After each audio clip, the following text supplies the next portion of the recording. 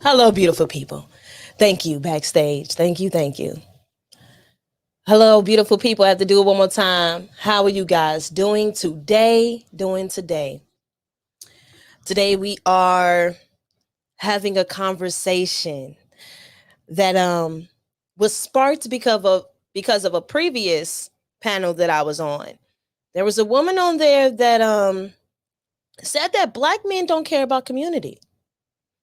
That black men do not want to get married. And I was sitting there like, huh, okay. Now I know a lot of us are not married, so I can see why maybe she would think that way. But to think that they don't and they have no sense of community comes out of her words. Those were her words. I thought, well, why don't we ask the black man instead of assuming of what we think we know? But before we get into it, I would love for you guys to like the video. Follow if you are on Twitch or you're on Facebook. Subscribe to the channel. Hit the notification bell. And let's build the community. I got a few questions for some fellas tonight. I have some really dope fellas. And I thought these guys, the way that they think is pretty cool, and we will be able to have a nice dynamic, a nice conversation amongst men and one woman. And we'll be able to still have a good time. And before I do that, it is the first day of Black History Month. Now, what other way to bring in the first day of Black History Month than with some black men? I figured, hey, let's do it. Black men are the leaders. So why not lead the month with them? Though that still doesn't mean that there aren't amazing women, right? So today, you know, I'm Chicago based. This is charaebarnes. So every time you guys see me live in the month of February, because of Black History Month, I would highlight somebody in the Chicago area who are doing great things or did some groundbreaking things. Today just so happens to be Inglewood Barbie Day in Chicago. Inglewood Barbie has a day, and it's the first day of Black History Month. And she's still alive. That's her joke. That's her joke, that she received the day while she's still alive. Black History Month is a day I think a lot of us learn a few things and of that sort. And Miss Inglewood Barbie is someone who feeds the friends. The friends for her are the people who live on the streets, the homeless. And she goes out every night to feed them and make sure that they are taken care of. And WGCI awarded her the first Inglewood Barbie Day on February 1st. So today, let's celebrate Inglewood native, Chicago native from the Inglewood neighborhood who is doing great things. Let's go ahead and give her her flowers while she's here today, and she is still making moves.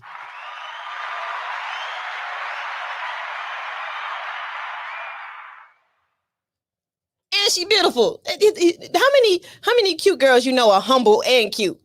Hey, that's not really common. Now let me go ahead and see who's in the chat. Let's say hello, and then we're going to bring my guest up. First, we have the beautiful Colette. She came in first. She was ready. For any of you guys who do not know, over the top, WME represents wife, mother, and entrepreneur. So she knows a lot about this particular topic, seeing how she is married to a Black man. So let's say hello to M3, Knowledge and Relationships. I'll be tuning in for this one. Another Black man who is married. DJ E-Man came in to say hello. Well, hey. A man who I know wants to be married. That's another Black man. I'm just trying to clear out some of the rumors first. Let's clear them out first. Listening in. Hey, Trash Can Waves. Chef coming in saying hello to the people in the chat. Got Chef in the building. Hello, Donique. How are you? How are you doing? That's what's up. That's amazing. And then we have Ron P. Hello, Ron P. I think you're new to the chat. So hello. Wait. Is that who I think it is? I don't know. I have a feeling I know you. All right, so let's bring in my very first guest. This guy. Oh, hold on. I gotta make sure I just see his message last. Shout out to charaebarnes. Don't be telling my biz Charae. Knowledge and Relationships. We in the building. He already know. Shout out to him, Mr. Best in the World. So, my first guest. This man has been in the YouTube streets and been introducing himself in a very interesting way. See, the way that he tends to introduce himself is a way that gets the ladies' attention and the fellas just talking about him. But it's okay because his perspective is much needed as a Black man. See, I believe he's married. Yeah, I believe he is married. And the way that this conversation can go, it could go either way. Maybe we can learn something. Maybe we could try to understand why just possibly, why some Black men are choosing not to get married. But my guess is a very chill, funny, cool guy. And I couldn't wait to have him up here. That would be Mr. the Evolutionary Playboy. Good evening. Hey, Playboy. What's the deal? Oh, you're muted. Can you hear me? No. How about now? I'm plugged Like in. you're bored. Yeah, I'm good. You ain't hit You that can't hear red me? button, did you? Okay. Do you have the hearing thing on? The green one is on? Yep. And all your mute buttons and your stop cam stuff is on, right? Everything You know what? everything is You're good. on. It's my problem. I fixed it. That's just like earlier when you was in the back Yeah, while we yeah. when we were backstage last time. He's saying he couldn't hear me, but it was his fault, and now I couldn't hear him, and it was my fault. All on you. All on you. It's okay. Equality. Yes. How are you doing today? I'm good. How about yourself? I'm doing great. I'm doing absolutely amazing. Happy Excellent. that you to see you here, and can't wait Likewise. to get the conversation started. I'm ready. Yep. Now my next guest, this man here has made some moves and started some waves, and you know him to be somewhat of a philosopher. He speaks in a way where it captivates you. And his voice is different, but it's cool, right? He got one of those cool voices. This guy right here always shows me love, and I am so happy to have him here because sometimes he brings a perspective that is very necessary and different. And sometimes I have to reevaluate the way I may be thinking of something. And we tend to think alike. So I think that's when he's able to correct me. I'm able to understand exactly where he's coming from. So, hey, let me go ahead and give a warm welcome to this man, this beautiful man, Mr. Chef. Still can't pronounce your last name.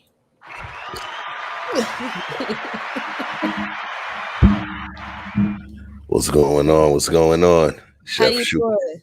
chilling, Chef Choupino on the block. Man, it's good to be here. It's good to be here. What's going on with you? I'm doing great. I'm doing great. Glad to have you here. Have the fellas here so we can have this conversation. I'm grateful that you guys took the time out to have this conversation. I really appreciate you guys. Man, I'm gonna give you Brooklyn style right now. Watch this. Uh oh. Son, son, yo, I'm gonna have to clip that. I'm gonna have to clip that intro for my voicemail, yo. For real, for real. You know? You can take that. You have it. It's all yours, Chef. Yeah, I appreciate that. That was dope. Thank No you. problem. No problem. Now, I have another guest. His name is James Q. Some of you in the YouTube streets may not know him. However, I know I got some. I'm on Facebook right now. So my Facebook people, they know James.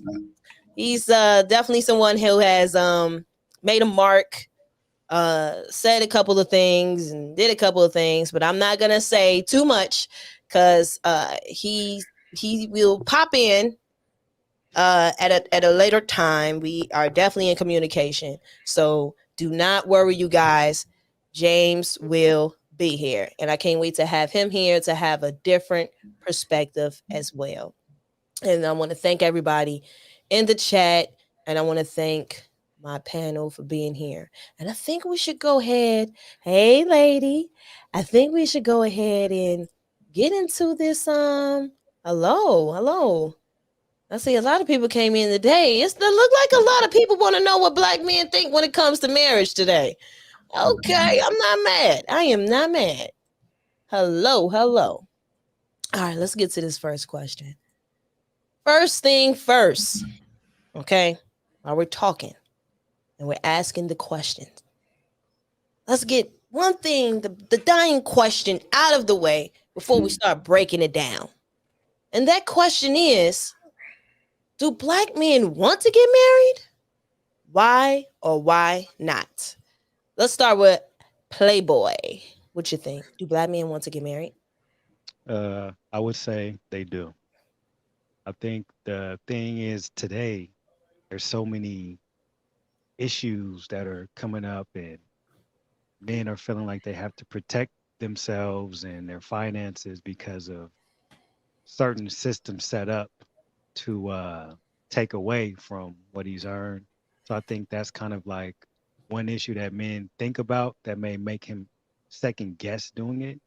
But I think if things like that were out the window, all men will want to be married, just like I feel all women will want to be married as well. So Okay. yeah, Okay. What about you, Chef? Do black men want to get married? Why or why not? Yes. Black men black men do want to get married. Men definitely want to get married. Men understand the pressures of marriage. It's almost ironic dynamic because if you think about it, the men that will not rush into marriage are also some of the same men that understand the depth of what marriage takes. They understand the seriousness of marriage. You know, children of divorce, children of divorce who may have seen the marriage split up, they'll still want to be married. But the thing is, because they understand that they've seen a way that it can break, if you will, they want to be more careful in terms of who they pick and how they pick. But I do believe that the overarching ideal, even in terms of our primal nature, is to mate, is for marriage. Okay. Okay. And I think you said why. I don't think you said why Playboy, whether or not why uh black men want to get married. I mean, like kind of like what he said, is it's a natural thing. We're not put Okay. here to be separate. We're put here to be together, but it's a lot of worldly things that kind of become devices of separation and become problematic in us doing what we were put here to naturally do. Okay. I have to agree with that. I definitely think that in my experience, black men, I run across black men who want to get married all the time. I do. And so to hear someone say that they don't, I think that it kind of made me think like I don't know what was her experience though, but she's not the only one. So to give it a fair shot of hopefully non-biased, I was like, let's talk about it because the rates are in and the census are letting us know like black men in general. She said specifically black men. That's why I'm speaking of black men. But men in general are people are not getting married. The marriage rates are down. They're not what they were 10 years ago, 5 years ago. So I think that asking these questions are important. Now, speaking of marriage rates, why do you guys believe that the marriage rate is going down? Um, I think it's a bunch of stuff. I think one issue is a lack of accountability and responsibility on both sides. It's a lot of people that want titles, but they don't do the research or know what it takes to maintain marriages, the sacrifices it takes, the patience it takes. And people are just cool with titles. People love titles. People want to be superstars, but don't want to put in the work. So I think once people realize what it takes and they either look in the mirror and realize they aren't prepared or they aren't, top choice for people. I think sometimes people they make themselves believe they don't want something because Mm, it's easier to deal with that than the fact that you can't get what you want.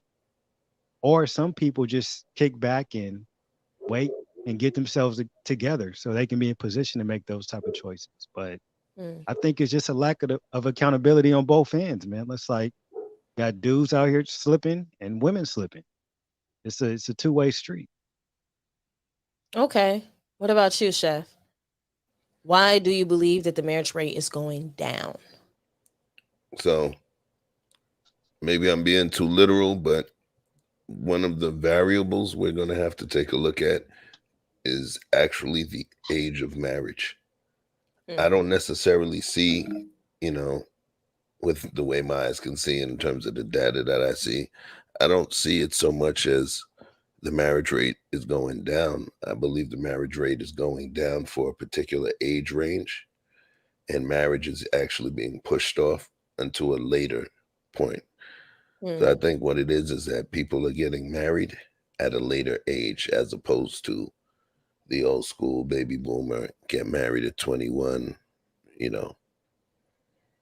So I don't believe that it's decreasing. I'm thinking the from in terms of there was a report that I remember seeing where Hmm. people are waiting to get married at a later date. They're pushing it off. Okay. Okay. Okay. Because I definitely seen something that kind of specified about the difference in ages when it comes to marriage. And we do know that the average age, and I believe this could be somewhat of an example, even though it's not marriage, but it is still an example of today's people waiting later. And the age for first time mothers has gotten up as well. The average age for first time mothers is 28 now. So women are not, because at one point it was straight out of college, family, kids. You know, it was immediately, or not even out of college. Some didn't even finish college. You straight out of high school. And we know in certain areas, in certain groups, that it's definitely I don't know how many. I got a few Mexican friends, and they straight out of high school. It's a whole family. Now, I want to. Someone put something in here, and I want to, before I get to my next question, I want to see you guys' perspective on this particular comment. It's the women who looks down on men who are not high earners. I put some fault on women. What do you say to that, Chef? Hell, are you trying to get me to go in early? Listen, So, listen. I'm not trying to get you to good in early. mm, I seen a nah, comment that was interesting. nah, definitely. Women who look down on men who are not high earners. I put some fault on women. I'll tell you this. That statement, when people ask, how does KS eat? How does Mr. Samuels eat? Hmm. It's right there. The stuff that he does when he goes in and starts to do that thing where he's called level setting women. Those are the women that are stating that they're looking for a particular set of earners. Some of the women that state they're unable to respect, because she said looks down on, which is, it defers respect, a lack of respect.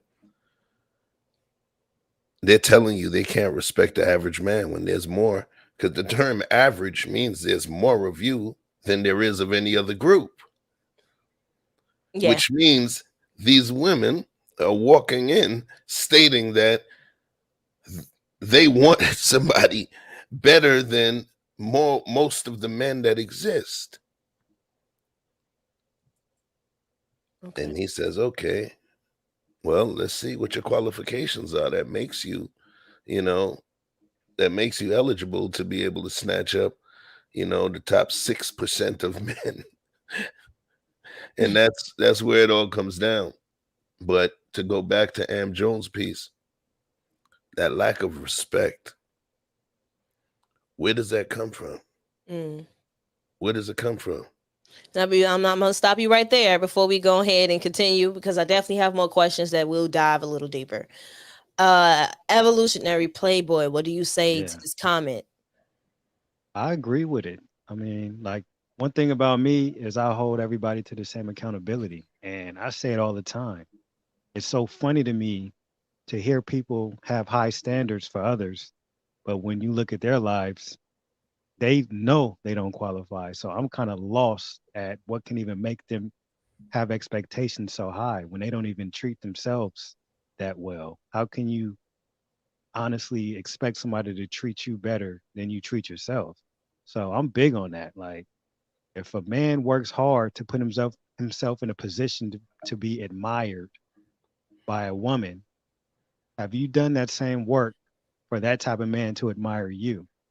And a lot of times the Mm, women that talk like that haven't done that work, Mm. because people that do the work, they don't have to tell the world what they expect. The world gives them what they've earned. That's how I look at that. Okay. I would give my perspective on it. I know this is a lot of the talk and rhetoric and the examples of what happens when Kevin Samuels have women call in. And my perspective is it's a lot of, I think sometimes we see those women that go on there and talk about what kind of man they want in this, that, and the third. And a lot of times even other women are looking at these women like, where these chicks come from? So we're confused on, some of us are confused on it. And like Chef said, on average, average means that's majority. If we're speaking percentage wise, right? So the probability of getting the average guy makes more sense than getting anything other than. So when it comes to average, the average man usually dates the average woman, and the average woman usually dates the average man. A lot of times women are typically dating what's in their what is around them. So the idea of them dating somebody higher, then they have to be around the higher. So Proximity. yeah, yeah, that's the word I can't pronounce. Yes. So when it comes to people thinking that women typically want to date the high, yeah, you ideally may want to, but how many times you hear a woman say what she's going to do but she don't? Or anybody honestly say what they're going to do and they don't. So I think with sometimes women are just speaking, they're saying what they would like or what they would want, but in reality we know women are typically dating the average guy. Now sometimes I will admit that sometimes some women are definitely um leaving some guys in the hopes of finding something better. I do know that exists. So I think that that's where it tips the scale a little bit, because some women are not okay with every day, and that's where it gets tricky, and that's where it becomes different, because unfortunately you're able to see what's better in front of your face. Before you had to wait till you got to the newspaper or saw it on TV. Now it's in the palm of your hand. You follow somebody on Instagram and you want that life. So if the person that you're laying next to cannot give it to you, you start to wonder, think, and want more, or you think even more highly. Because I think a lot of times there's a lot of people who have like a god complex, and they're unable to think on a regular mindset and a everyday mindset. So I definitely think that there's some truth to me. However, I think in reality people are really just dating who they're next to. I think the issue is whether or not people are ready to commit, because we haven't seen an example. There's not a lot of marriages. So the commitment part, I think, is where the real issue is. Okay. Let's go ahead and get to this next question. Now, when she when she was talking, she just said like black men don't care about community and that's why they don't want to get married. Now, I do believe that, to me, there's some, you have to have some form of community in order to want to get married, because you're creating your own community when you get married. That's your family. So let's get into this next question. Do black men care about the community or having nuclear families? Why or why not?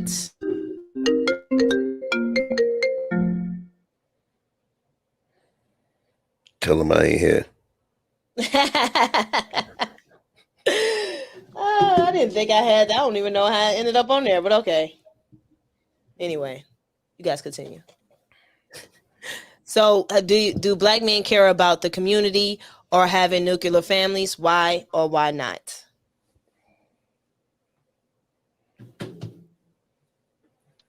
I'll Oh, go. I didn't even say who. Let's Yeah. go. Let's go with Playboy. Yeah. Think. I'm honest. I don't care. I think that's a dumb question for her to, or dumb statement for her to make. Honestly, like, who doesn't want to? What man doesn't want a legacy? You know what I mean? And it just sounds like people not being chose, blaming the other people for not choosing them. That's what it sounds like to me. Hmm. Like, if you make yourself the best you can make yourself, you're going to get some results. But if you can't take a look in the mirror and make yourself the common denominator, you're going to always think it's the other person that's at fault. You got to take accountability. Like, if you want to be married and you're not being chose to be married, you can't blame the men, and vice versa. If women aren't picking you, you can't say it's because I don't have money. No, I know so many broke dudes out here with many women. I'm in the Bay Area. It's the land of pimps and players. You know what I'm saying? Like, it's not about money. You have to be an individual that a woman wants to be around, and vice versa. These women have to be women that men want to come home to, not stay away from home because you're there. So I think black men want a community just like anyone else. Okay. What about you, Chef? Do black men care about the community or having a nuclear family? Why or why not?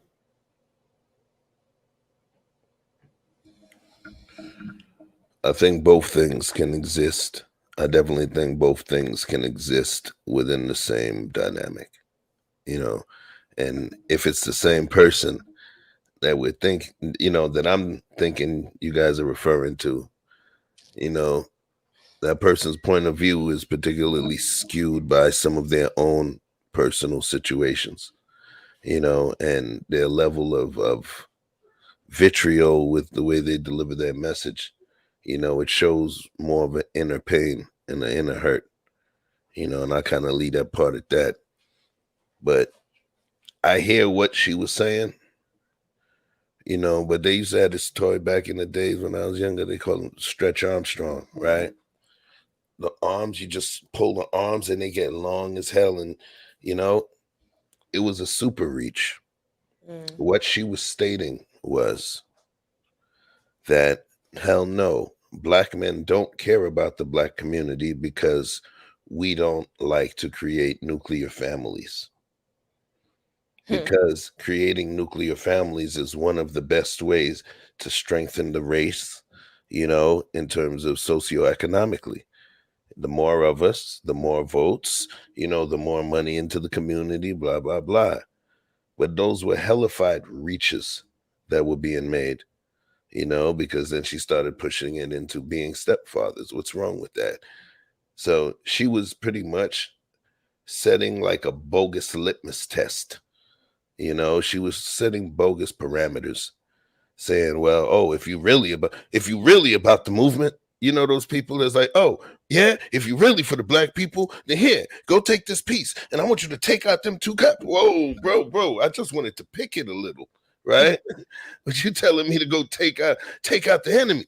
No, that person was making a hellified reach. So let me ask you, Chef, if it's not specifically just her, because she's not alone. There are a lot of women who believe that, and there are a lot of men who blame women as well. That so what do you think? Let's say if they didn't have their necessarily issues or whatever the case is, and then just straight off statistics, and they say, look, only 26 out of all black men, only 26% of them are married. So black men don't want to get married because the percentages is too low. The statistics already show. So black men obviously don't want to get married.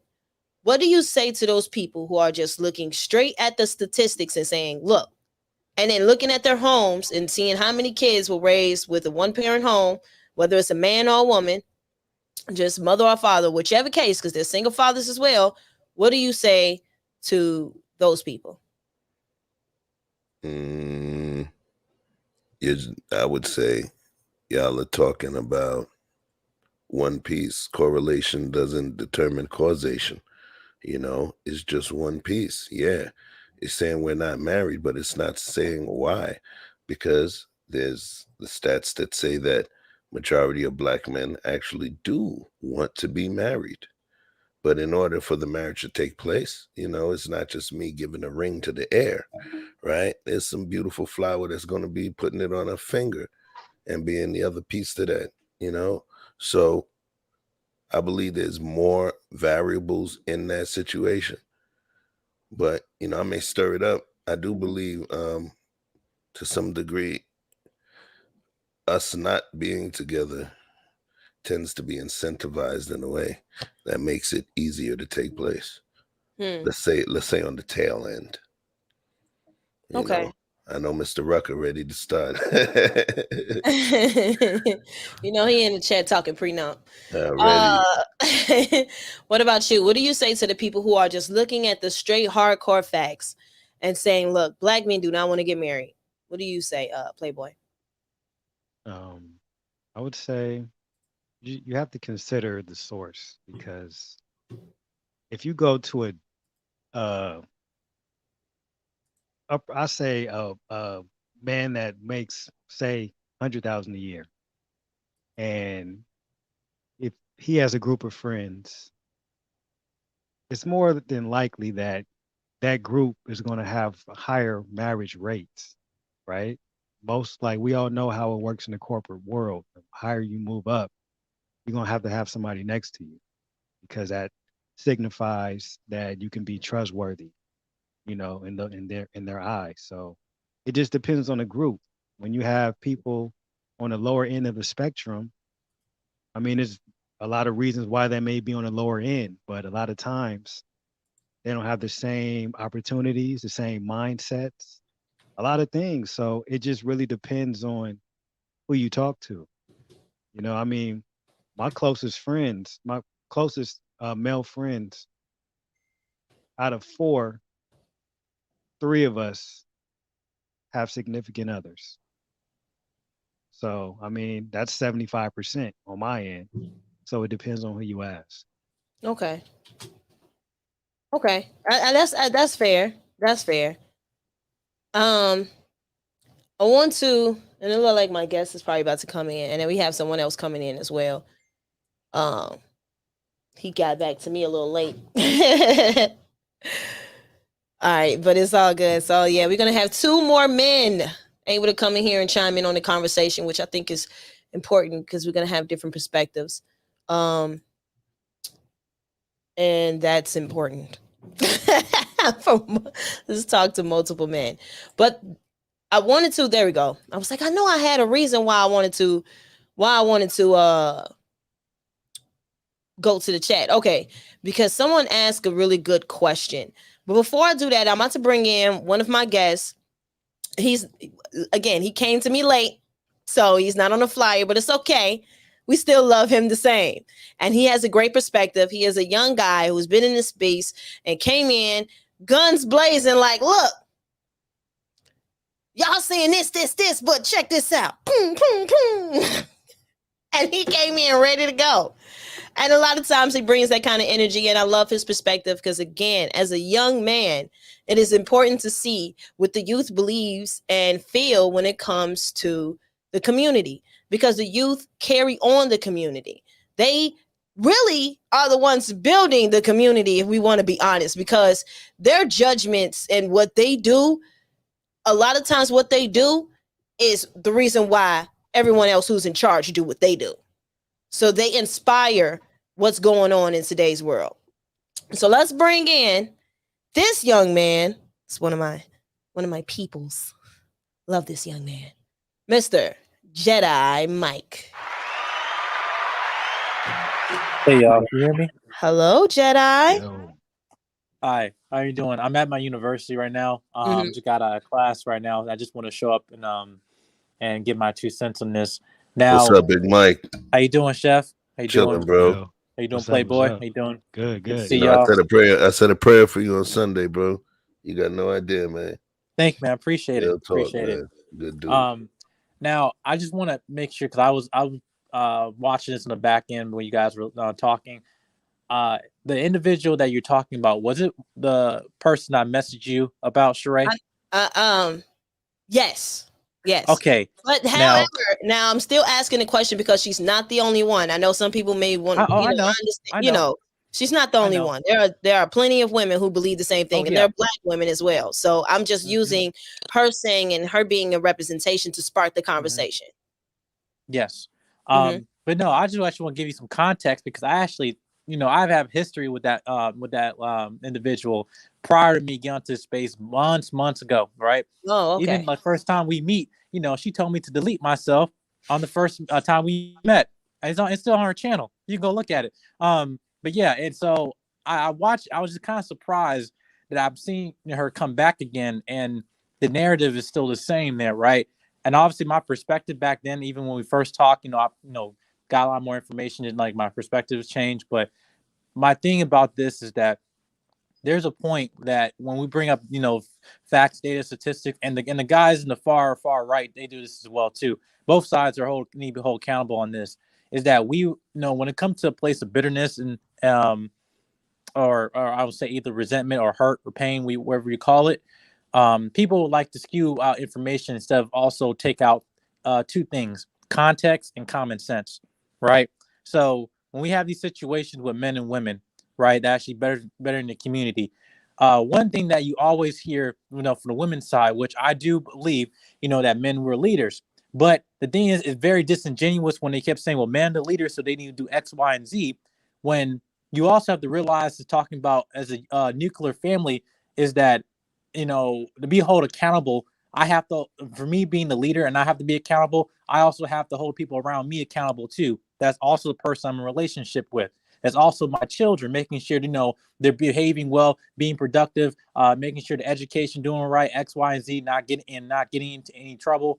As I raise my family, I'm holding them accountable as they're supposed to hold me accountable, right? I did a whole stream about this because this term, the A word, right, is so polarizing to people, but really they forgot the true meaning to a point where it gets to a point where it gets misconstrued. It's the same thing with the word submission, right? Nobody likes that word because it becomes triggering.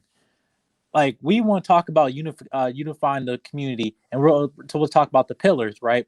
It's foundation. You talk about situation prior to a child even being conceived in the first place, right? You want to have better children, have better parents, or i.e. the better relationship. But the point is, my question I proposed to up on the panel, are we, as our culture is being perpetuated, where we're raising our sons, raising our daughters to see value in each other, right? Are we raising our family to realize, hey, what's the value in the woman? What's the value in the man? Instead of saying, oh, well, let's just put anything onto the leaders, even though I have, I'm still an individual. Yeah, I want to be respected as an adult, but have the accountability of a child. That doesn't go both ways, right? So I think that in the situation here, when you're talking about, well, I mean about children, how I mean unifying the family, nuclear family. And one thing, it starts with with choices, right? Who you're choosing to lay with, men, who are you choosing to put your seed in the cultivation of a wife, instead of putting your seed in a trash can, right? Women, who are you giving your body to, right? And claiming this man supposed to be leaders, and especially if it comes to a point where it's consensual, ma'am, you have every rights in terms of your body, and yet both men and women, we have to reap the benefits and consequences of our choices, right? So when we have these conversations, what I saw with the young lady in the panel, and I just sat back here and I watched even the women up there. I'm watching Sheree, right? Sheree's one of the sweetest people you're ever going to meet. I don't have to say that, it's just shown. But even then, there's a certain distinction when there's a common denominator with an individual, when you're both on a panel of men and a panel of women on different platforms and different spaces, there's a common denominator. I don't have to say what it is, because there's a whole point when you want to talk about bringing solutions. Listen, like, strong-minded people, we talk about ideas. That's why I affiliate myself with Sheree. I talk with Chef and Playboy, like having conversations with y'all, because we talk about ideas. But when small-minded people, they like to deflect accountability, talk about other folks, right? And I refuse to be affiliating those conversations, right? And I just know that it's a waste of time. And unfortunately, when people are bitter, they end up forging their reality. Okay, Jedi. See, this is why I wanted to bring him in. Let's give him a round of applause for that. Let's give him a round of applause. Thank you, Jedi. Were you coming in to drop some jewels and drop out since you're on campus, or were you trying to stick around? No, I can stick around. I'm just typing the paper as I'm talking to you, so it's all good. Okay, great. So perfect timing. My guest, who is on the flyer, my guest, Mr. James, is here. Now, this guy, for some of you guys who do not know, this man right here is someone that I know personally. He is a friend of mine. We've had great conversations and had conversations regarding relationships and marriage as well when it comes to men and women. And he had a podcast actually titled As a Man. And the podcast, you know, there was a lot of views, a lot of people would chime in, have conversations. It was people that would talk, and they were just, you know, some of the conversations were interesting. And Mr. James, he stood on his ground. Oh yeah, he stand on his ground. If he think it, he speak it, he stand on it. And if you ask him a question, he gonna break it down as to why he came up with that answer. So let's bring in Mr. James Q. Hey James. What up, Sheree? How you doing? I'm doing good. I'm doing So, good. sorry I'm late. You know, I've been in a meeting literally all day, Yeah. and then I got out the meeting, and now phone been ringing since I got out of it. Now I'm ready to pick up my baby. I What know y'all that's got going on right now? we're talking relationships. I know you don't know the other fellas, but we got Revolutionary Playboy, we got Chef and Jedi Mike here. People James. What up, fellas? What's going on? How you doing? We're not gonna be able to see that handsome face today, James. What's Uh, going on, brother? let me see. I don't know how to work this thing, man. You know I'm old. Listen. So go at the bottom. You should see at the bottom of the screen. There you go. There you go, James. All right, there we go. So I want to come in. So we had a few questions.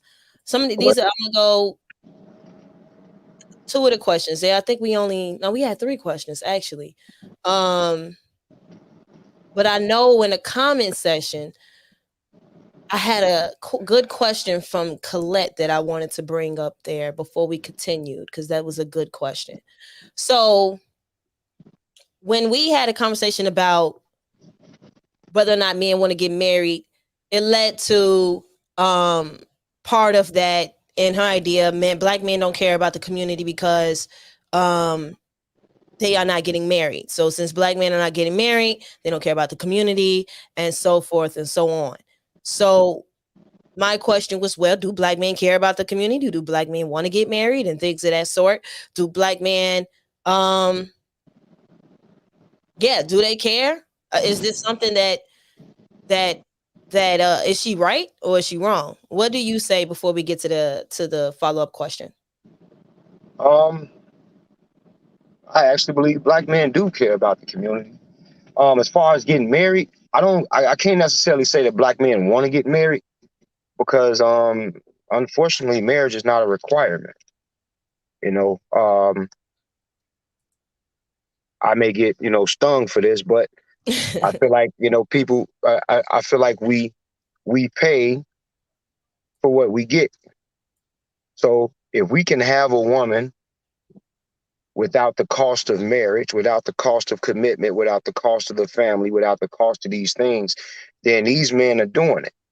It takes everybody does what they have to do, not what they want to do more often than not. So since we can have so much for so little, it's kind of easy to do. We don't have to value marriage because you can do it by yourself because you're strong, because you got it all under control. Now there are a select group of men who want to be in control, who want to lead, who wants to have a family. That's his calling in life, is to lead. But for other men, they do it because they have to, not because they want to. So when the cost is so low and they don't have to, then that's what you're gonna get. Okay. Now he did come in with a different perspective. Were there anybody who wanted to say something in regards to what he just said? No? Okay. So let's go ahead and get to this comment right here. That was by Colette. Ultimately, I think a part of just so I could get an idea of what you were saying, James, I think you were saying part of it is also because maybe women do not require men to marry them.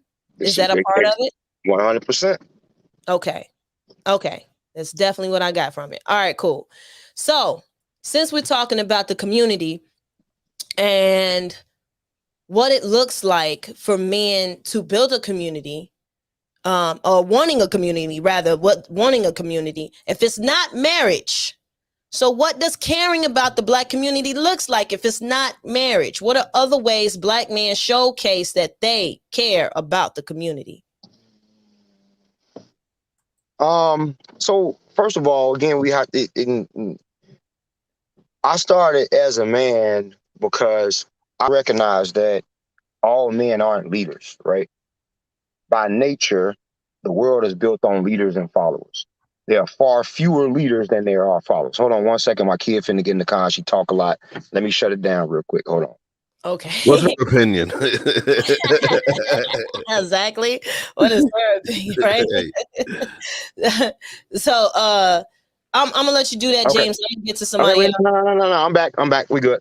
Okay, Okay. okay, go ahead. So by nature, there are far fewer leaders than followers.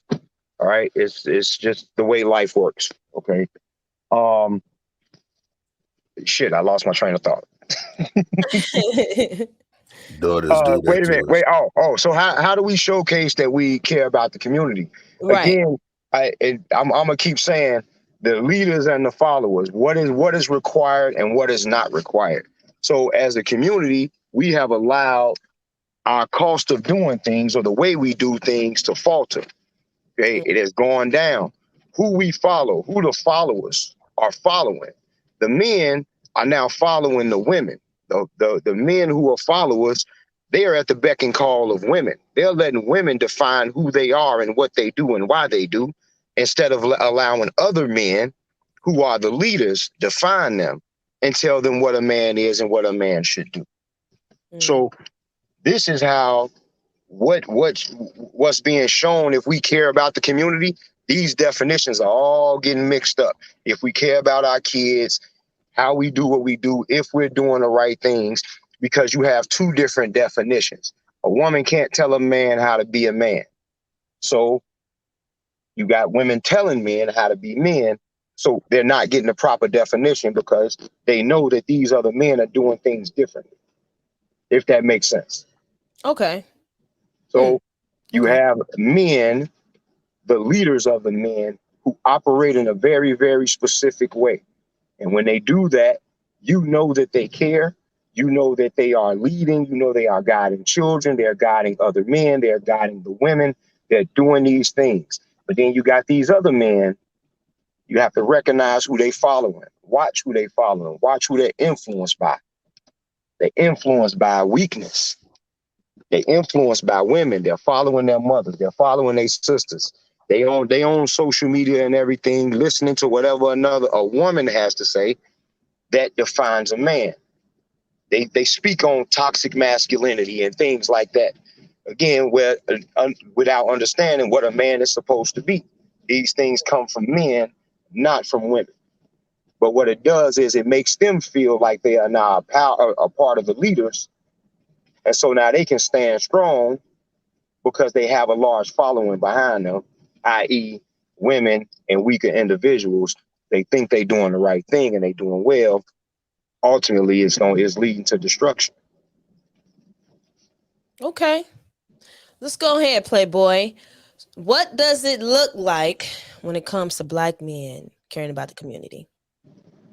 I think it starts with making sure your household is together because people are always talking about fixing the community. And if you can't keep your own household in order, then it's no way the community has a chance. So Mm, again, I'm big on self accountability. I'm not big on blaming other people. Like I didn't have a dad around. My mom wasn't the best growing up. I went through a lot with her, so those are two excuses I could use to be a piece of nothing. You know what I mean? I can yeah. use those two excuses to be nothing. But as a man, you have to want to be better and you have to lead and display those skills. So I say the start is making sure your household is together. Then you can be an example. Then you can go help others. But there's so many people trying to go do things over here and there and home's not together. So, I mean, it just doesn't make sense to me. Just start at home. Make sure it's structure at home. That way, when your kid turns on music, no matter what words come out that radio, they're not going to supersede the words that they hear at home. I don't care what my sons hear on the radio, even though they don't even like the radio. It's nobody's word that's stronger than mine's at all. Now, if you have children and they get influenced by the radio and all that, you got to take that L. You can't blame the artist. If it's structure at home, somebody on the outside can't influence and overpower your word. Okay. Let's go ahead and get to Jedi Mike. Jedi Mike, what does it look like for a black man to care about the community? Can Jedi. you repeat that? I Sorry. said, what does it look like for black men to care about the community? So what it looks like for black men for caring about the black community, I think I do. I want to kind of echo what the previous person was talking about. It goes to a person that um, what looks like is him basically taking care of his priorities and protecting his household. Going to one line I said from Jordan Peterson, he says, clean your room." Yeah. That's one thing I always keep going back to because that's one of the most simplest things, but yet it's one of the hardest things to do. Right? One thing that men we cannot afford to be unstable, uncertain. Right? And more importantly, we can't be distracted. I think we kind of focus on more of the macro situations. It really is the micro situation, which is really in our own household, right? Because I think it's just like when we're trying to think of what's going outside of our household, we're wasting time and really just want to deflect. But I think what it looks like in terms of, okay, what are you doing with your choices? Are you prioritizing um, your family in terms of like, okay, are you choosing a right person to be the mother of your children, right? What are you stealing your children? Are you teaching them? Are you making sure they're able to read? Are you educating them? Are you sending them to school to educate them, so being educated in their own household instead of them being indoctrinated? Or like on that situation, right?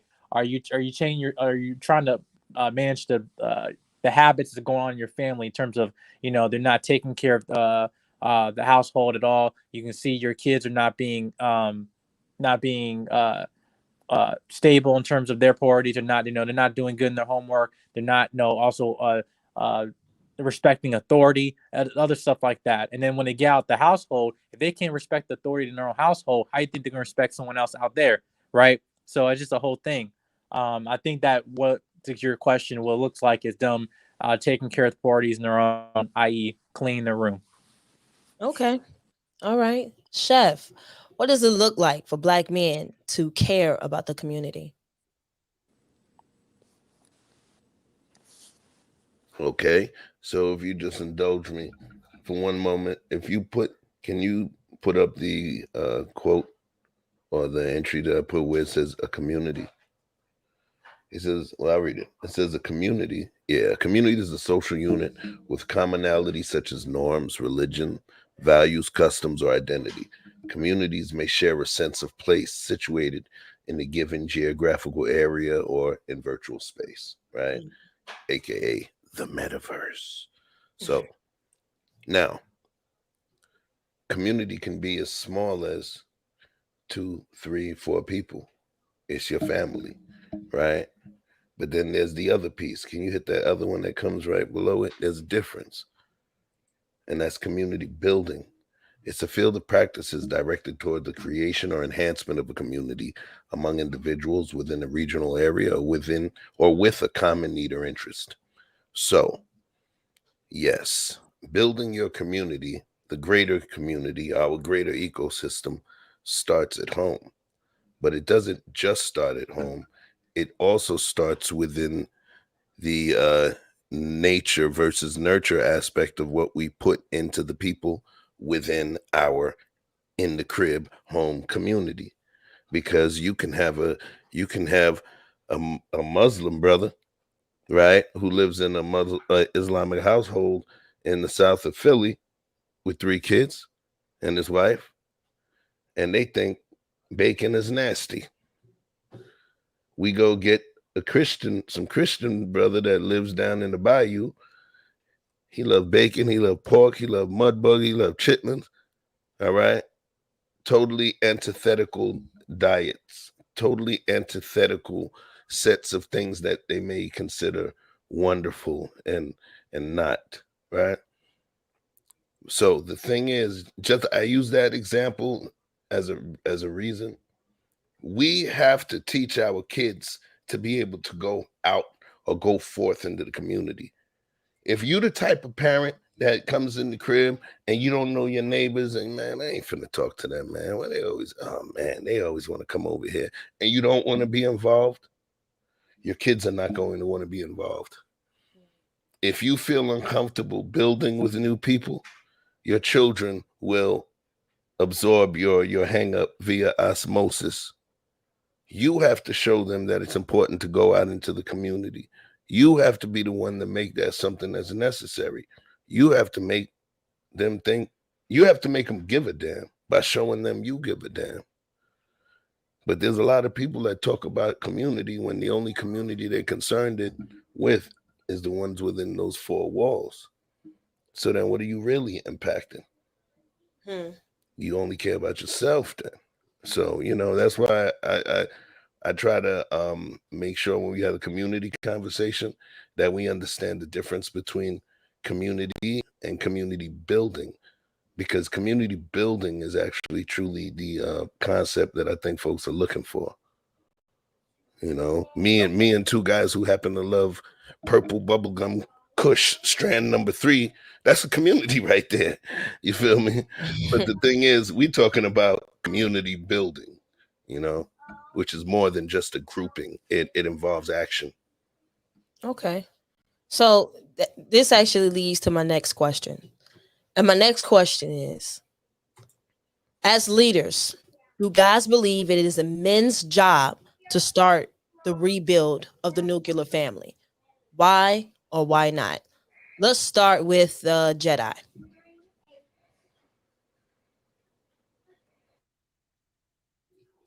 Jedi? Jedi, are you there? Let's go ahead and get to Playboy then. Do I believe it's the man's job to rebuild? I mean, what do you mean by rebuild? So right now the marriage rate is low, right? And not a lot of nuclear family. There's a lot of that's my daddy's son and that's my daddy's daughter. Different, and that's my half sisters. And you understand, if you understand what nuclear family is, and one parent, all the kids come from 2-parent homes, Yeah, right? yeah, yeah, yeah. And we don't necessarily have that anymore. So to get back to the nuclear family, when it was more prominent at one time, it was more common at one time. To get it back, as leaders, because I look at men as leaders, do you guys believe that it is a man's job to start the rebuild of the nuclear family? Why or why not? I think that I think it's both, but I'm gonna be honest. Stop having children with people that you're not married to. And men don't have babies, so I have to put that on women that are having babies and babies, more than one, without being married. Mm. Like the guy said earlier, what's the incentive to get married if you can have sex and a child for free? Not saying that it's smart. I think it's dumb for anybody to want to have a baby with somebody that they don't want to be with. I think that's dumb. But stop having these children with guys that don't want to be with you. You can't ask a man to rebuild the nuclear family if you're having a baby with him, and then you think a man can fix that? Stop having babies with men that aren't trying to marry you. Hmm. Okay. Well, let's get to Chef. Do you believe that it is men's job to start the rebuild of the nuclear family? Why or why not? Is it our job? Yeah. Hell no. All right. And I'm going to tell you why. The only way that it could actually be our job is if I could just, or men could just walk out on the street and be like, okay, you know what? It's time. I got to be married now. All right. You there. Come with me. We're going to be married now. All right, let's go. We're going to have 2.5 children, a dog in the house, okay? And you're going to be submissive and wonderful, and we'll die together. Let's go. That's the way. You there. Let's go. 3 kids for you. Twins. I mean, like, I'm serious though. You there. You know, childbearing hips. Yes, you. Let's talk. That's the only way for us to assume all of that, right? Before, there used to be it used to be different. We didn't have to, we were not required, the fellas, we were not required to look like Evolutionary Playboy. You see what I did there? You see what I did there? You know what I'm saying? My bad, man. I'm sorry. I'm ready to take my socks off. I'll show you. I got some dope ankles. But look, but what I'm saying is, it used to be, he's a hard-working man. That's what it used to be back in the days. He's a hard-working man. You know? Peace to Diddy. I knew Diddy from a young age. Our culture has been Diddyfied. Our culture has been Diddyfied. And the advent of the information age and our ability to see living in excess, hedonistic lifestyles, you know, the joy of fame and wealth and resources. And people want that. And it seems more tangible now, you know, and people want to get it how they can get it. And I think there's more options, what are perceived as options placed out there. False options, but options nonetheless. So, is it our job? I wish it was our job. I wish we just had to be you, come, let's go. But it don't work like that.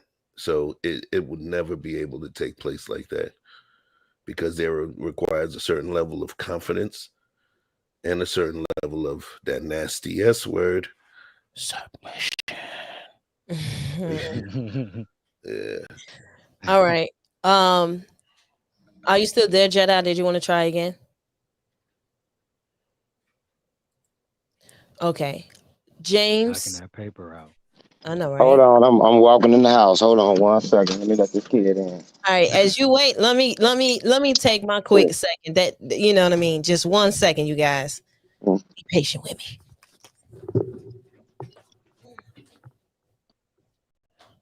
Yeah, fellas. So we doing a little takeover right now on the She's Ready Chicago show. Just making sure everybody, while y'all here, while she's stepping away, it's your moment. Go refreshing your drink. Go take your pee break. Do what you got to do right now. But we keeping it smooth. How's everybody doing today, though, man?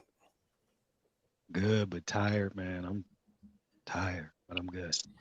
Long day. Understand. Hey man, I'm trying to understand why fam ain't got no shirt on. That's just what I do, man. I started it, and the one time I tried to put my shirt on, I got flack. So I said, let me just go back to what I started. He lost like 50 subs. He lost like 50 subs. And he with his shirt up. Hey, I gotta get the people subscribing what they want, man. Wait a minute, man. Why this guy ain't got no shirt on? All right. Y'all say y'all being silly. That's the same question I had. He gave me the same answer. I already know what you asked. So, James, question is, as leaders, do you guys believe that it is a man's job to start the rebuild of the nuclear family? Why or why not? Nah, I think it's a shared responsibility. Because both parties got to want it. We can't start nothing without women, you know. And right now, Women ain't trying to be in no nuclear family. Because if you in a nuclear family, somebody got to lead and somebody got to follow. And as my man said, that's that nasty S word. Ain't nobody trying to submit. A lot of these women today, unfortunately, don't want to submit. And a lot of these men today don't want to or don't know how to lead. You know, we got a problem. As been stated, a lot of this stuff starts at home. And if these values aren't being taught at home, that the young ladies need to be looking for husbands. The young men need to be trying to be husbands, be taught to be husbands. Need to be a word that is defined within them from an early age. The young ladies need to be told that they will be a wife, that these will be your duties, these will be your responsibilities. The same things that we need to be teaching these young men. If these things aren't told and taught to people as they are young, it's not going to happen. And this come from both men and women. So we can try to take that, but right now, unfortunately, things are so feminized that if you tell a young lady she gonna be a wife, you might get your head knocked off. Mm. Why can't she be the president? Why she gotta be somebody's wife? You gotta be real careful with how you talking right now. So we can, I don't know, it's gotta be a shared responsibility. The value of that nuclear family has to come from both men and women. And honestly, unfortunately, right now, I think the bigger responsibility of that is on women, because women are the ones that are evolving at the rate that they are evolving. Because if we gonna look at the traditional nuclear family, then that's what we're looking at. Otherwise, we're gonna have to redefine nuclear family if we want to try to make it work in the ways that women are evolving. Okay, so I see a Can I comment say in there. something? Yeah, Can I go say ahead. something real quick? Go ahead. It baffles me when I hear certain women say things like, "You supposed to be the leader. You supposed to do this. Why you guys not fixing this?" Whatever the case may be. It's Mm-hmm. so funny that they address you as a leader when they want a problem fixed, but then when it comes to submission, they don't want to follow the leader. That makes no. How can you request a leader, but you don't want to follow the leader? Even though submission is a voluntary action, right? It's not forced. So I don't understand why it's so crazy to hear that word used. It's a voluntary action. And the last thing I want to say is, it all boils down to who you submit to as a man. Because as a human, every man should have a leader himself. I'm Christian, so God is my leader. I bow to him. So even a man bows to someone, right? So the issue that a woman being a submissive woman, and this is for women who consider themselves Christians, it's the natural order. It has nothing to do with control, because a man that knows how to lead doesn't have to control you. His actions make you want to follow him. So I just find it very weird to hear women say, "Where are the leaders?" Then when a man steps up and speaks like a man, it's control. I just don't understand that. Okay. So, okay, that's interesting.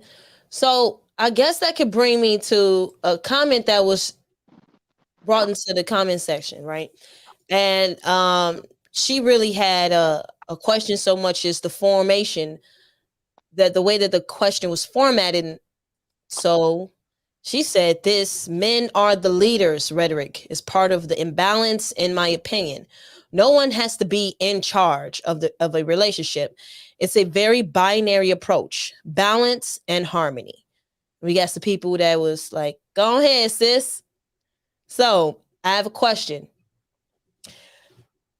Are men the leaders?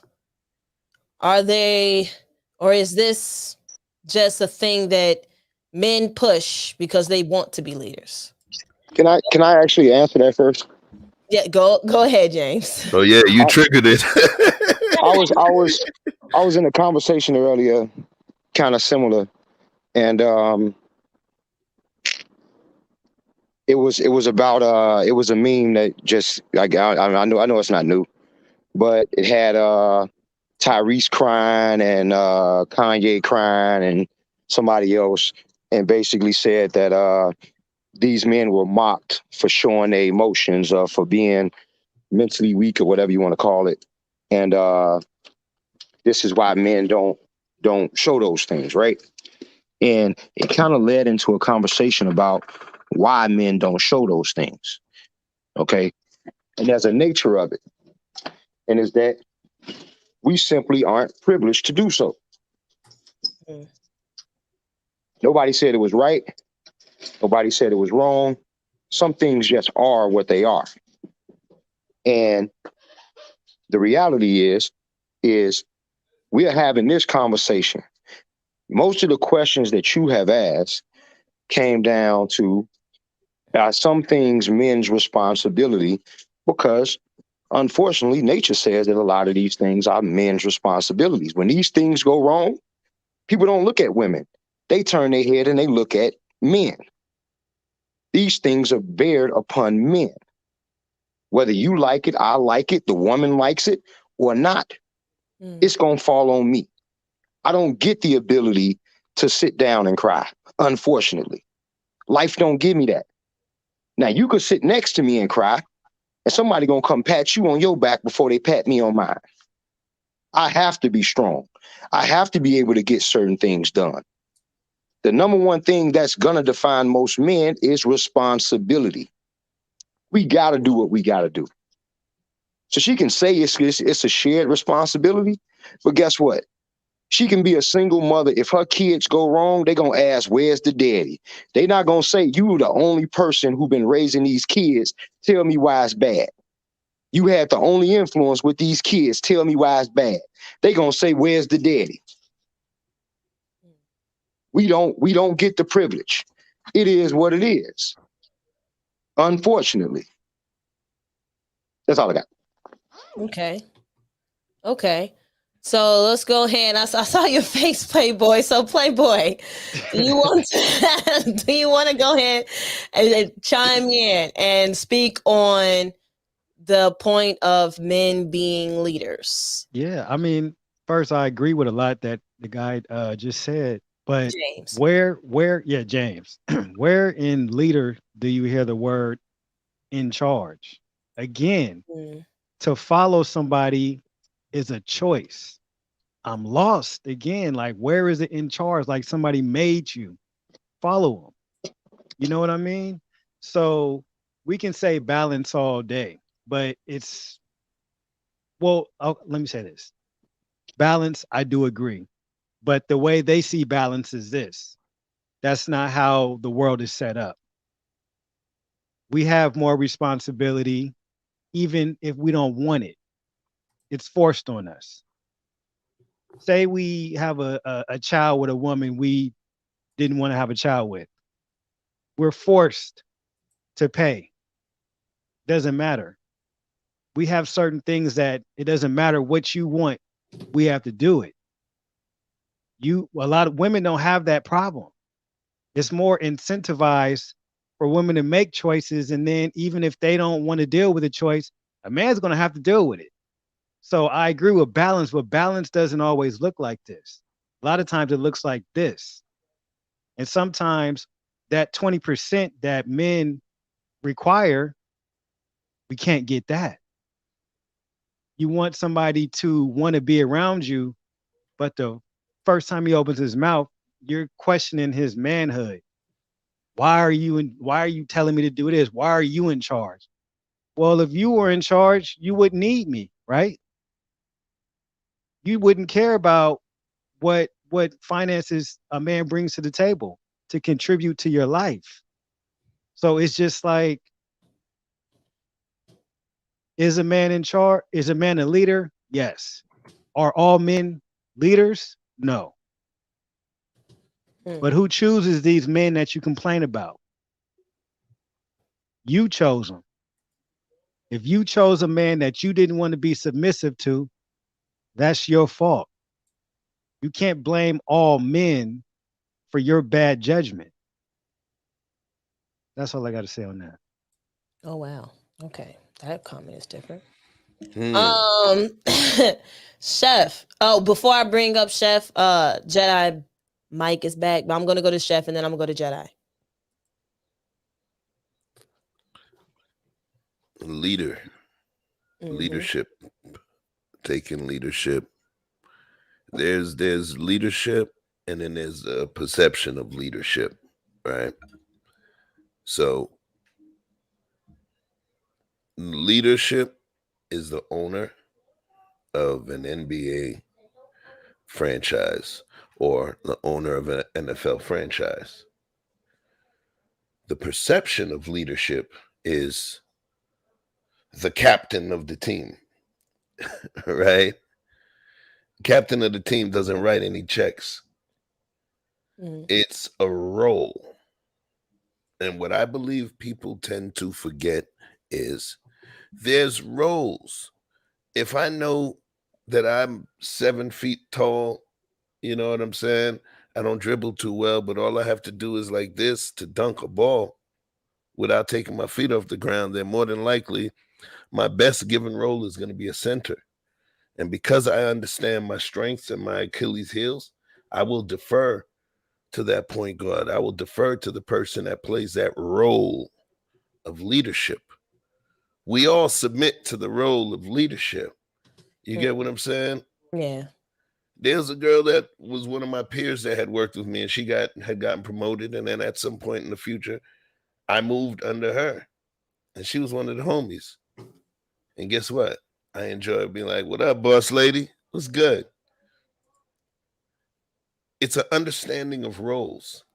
So we may have the household where my wife may be better at the numbers than me. And I come in with some half-cocked idea that, hey, baby, this is what we're going to do.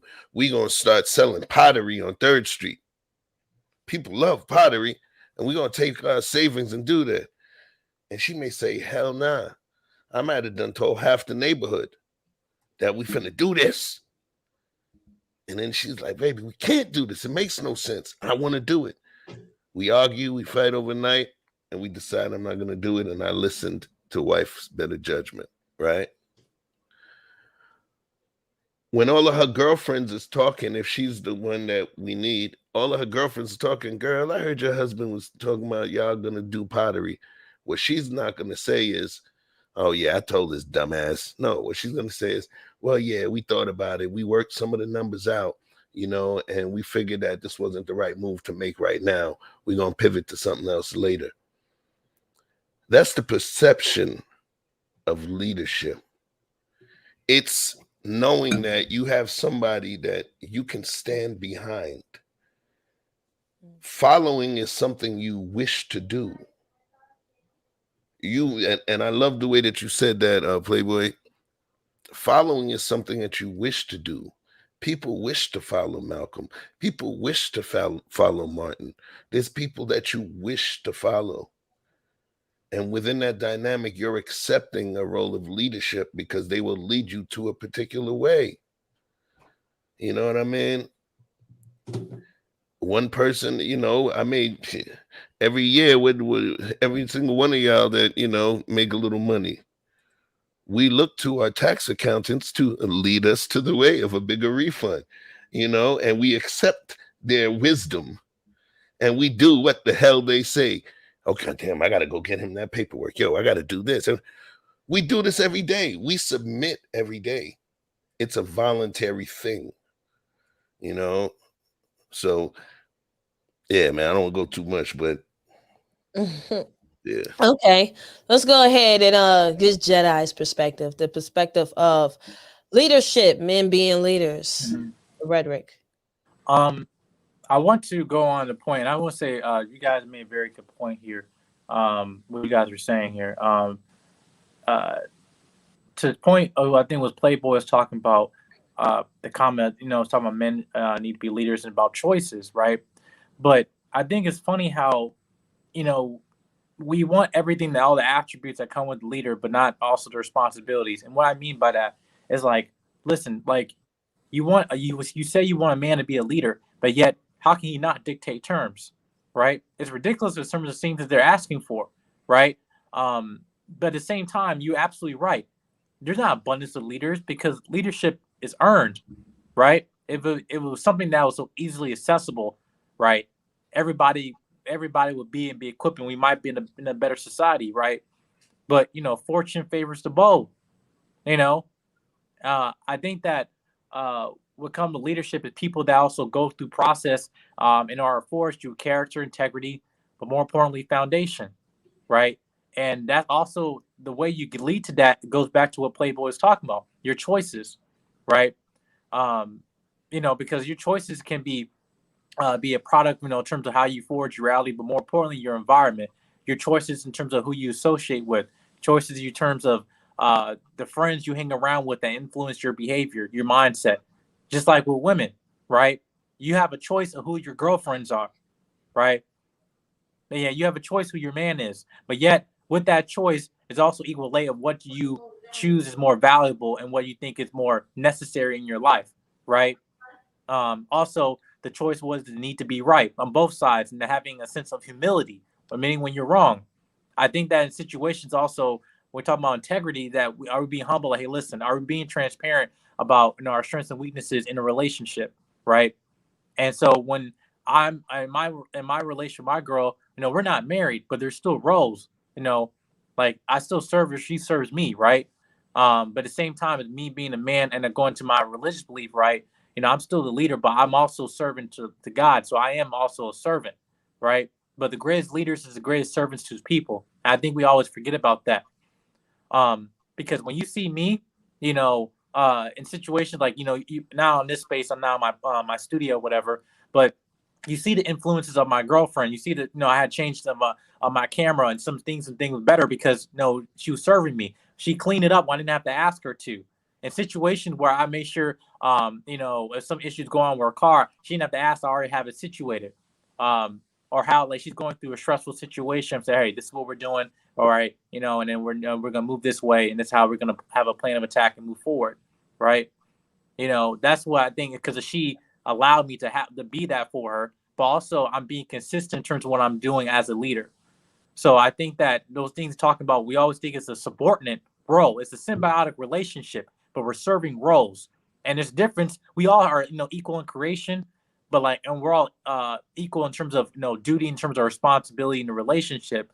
But the role of leadership that's given to a particular person. But yeah. Okay. All right. Before I get to the next question, Hanifa came in and she said she wanted the link so she could clarify. I have two more questions for you, brothers. So before I open up the panel for people to start asking questions, if they want to ask questions later after I continue asking, I only got two more questions left, I believe. It's only two. Then you can come right up. And she said, I just don't want them to think that I am saying people shouldn't submit. That's all. Oh, And if you still want to come in, Hanifa, you are more than welcome. Right. I didn't think you said I didn't take that at all. What she was saying. So yeah, you fine, sweetheart. Okay, there you go, Hanifa. They And I don't. would also, not to cut you off, I would Go also ahead. say with no problem that every man doesn't deserve submission. But Thank you. again, I second that that. comes down to the men you're choosing. But that's it. Okay, great. Yeah, I have to agree with that. Now that, yeah, one of the things that I like to give, I like to say to women when they like to complain and they like to say, "Oh, I'll be this way if you were that way." And my point is, you should always remain feminine. Always. If a man is not masculine enough for you, you walk away. You do not no one has to deal with anybody unless they have children together or you choose to get married. Outside of that, if you see levels where you do not see him masculine enough or has a leadership, he's not a good leader, then walk away. You don't have to deal with him. You should not allow someone else way of being change yours. Always stand on your square and things of that sort. So let me get to this next question. Are you raising your sons or encouraging other young men to become husbands? Why or why not? Let's start with Jedi because he's the youngest. What was the question again? Sorry, are are you you are raising? you raising your sons or encouraging other young men to become husbands? Why or why not? I just want to get you Okay, out the way since you're more closer to the age of the yeah. so you go ahead. Yes, ma'am. No, so yeah, I do. I say encourage that to be husbands in my circle. I actually got pushed back about this because to me, I like encourage people in relationships, right? I mean, uh, I don't believe this walk of life should be walked alone, right? You know, uh, but in terms of men, I think there's a lot of things we also got to admit that much of there is definitely risk in terms of getting into marriage, right? Mm-hmm. But I think it became to a point where people, some men had just become so petrified in a way where they don't even want to engage the idea of marriage at all because of X, Y, and Z, right? Kind of going to the worst case scenario. I just believe in terms of uh, going so not only being a positive mindset, but also not to move naively, right? I don't believe in terms of you just putting all your eggs in one basket, and not actually discerning, the situations that are being presented yourself as you're before you're choosing someone to be your wife, right? Or also giving her access to to be the mother of your children, right? I think that a lot of my friends in my inner circle, they just they either see what they see on YouTube and social media, and therefore that forwards your reality. I'm like, listen, you know, I just think that for a second, when you're putting yourself in those situations and not actually thinking realistically, it's like you tend to basically, uh, create the reality that you're in, where it's like where you're not seeing the benefits of women want to be with you because you're just so petrified that you don't want to be married. Or the consequences that if the marriage doesn't go right, then she'll take half of my income, I'll take my children away, X, Y, Z. There's absolutely risk. I don't have to restate it because we all seen it in the space. But I just think to a point where, you know, you need talking about legacy, and talking about giving someone your last name. I think that just goes to what it means leadership and what in terms of your purpose in life. I just don't think in terms of younger generation, as we see having these conversations right here, we emphasize the importance of legacy, but I don't believe in having children and making them bastards, if you know what I mean. You know, Mm-hmm. um, I do believe in terms of our like us as men, our last name should mean something, right? Our last name should mean something, especially when we give that to a woman, right? Not just giving her a child. So I just think in the concept of marriage, especially you talking about business, you don't really see a lot of people above certain income that really are not unmarried, or at least in terms of rate of being separated, because they have they have a lot to lose. I just think that in terms of we move in that mindset, talking about more importance of legacy. I think we've kind of bridged the gap of men not being so fearful of and go and date um, indulging in the idea of marriage. Okay. Okay. What about you, Playboy? Are you raising your sons or encouraging other young men to become husbands? Why or why not? No, I raise my sons just to be good men. If you're a good man, if you're a good person, you're going to make better choices, I think. So I don't put pressure on them wanting or having to be anything that they may grow up and not want to be. But I just try my best to make them good people. And if you're a good person, more than likely you'll attract good people. And that's just what I focus on for 'em. Okay. Can Uh I can I can I actually go behind that? yeah, I was just about to go to you. You're Oh, good. Go good, ahead, good, good, good. James. Um, because he actually made a point that so I had a conversation with a few of my friends, Mhm, right? Women friends. I think one's married and the other are single, but they all have young sons. mhm, And I asked this exact same question. If they were raising their sons to be the men that they wanted or the type of men that they felt they should be, aka husbands, if they felt that husbands should pay bills, all those types of things, And almost every single one of them said exactly what you said, Playboy, which was they're raising them to be good people. And I said to them, it's not enough. Mm. It's simply not enough. If you want them, if you want the legacy of your children to have families, then you will tell them that they need to grow up and be husbands or grow up and be wives or whatever the case may be. That's what you want them to be. Well, I think sometimes we think that things will just happen because it's supposed to happen, um, without us being direct with our children. I got a son. He's 25. Um, his mother and I were married. Neither one of us are fans of marriage at this point, but we understand that it is important for the family.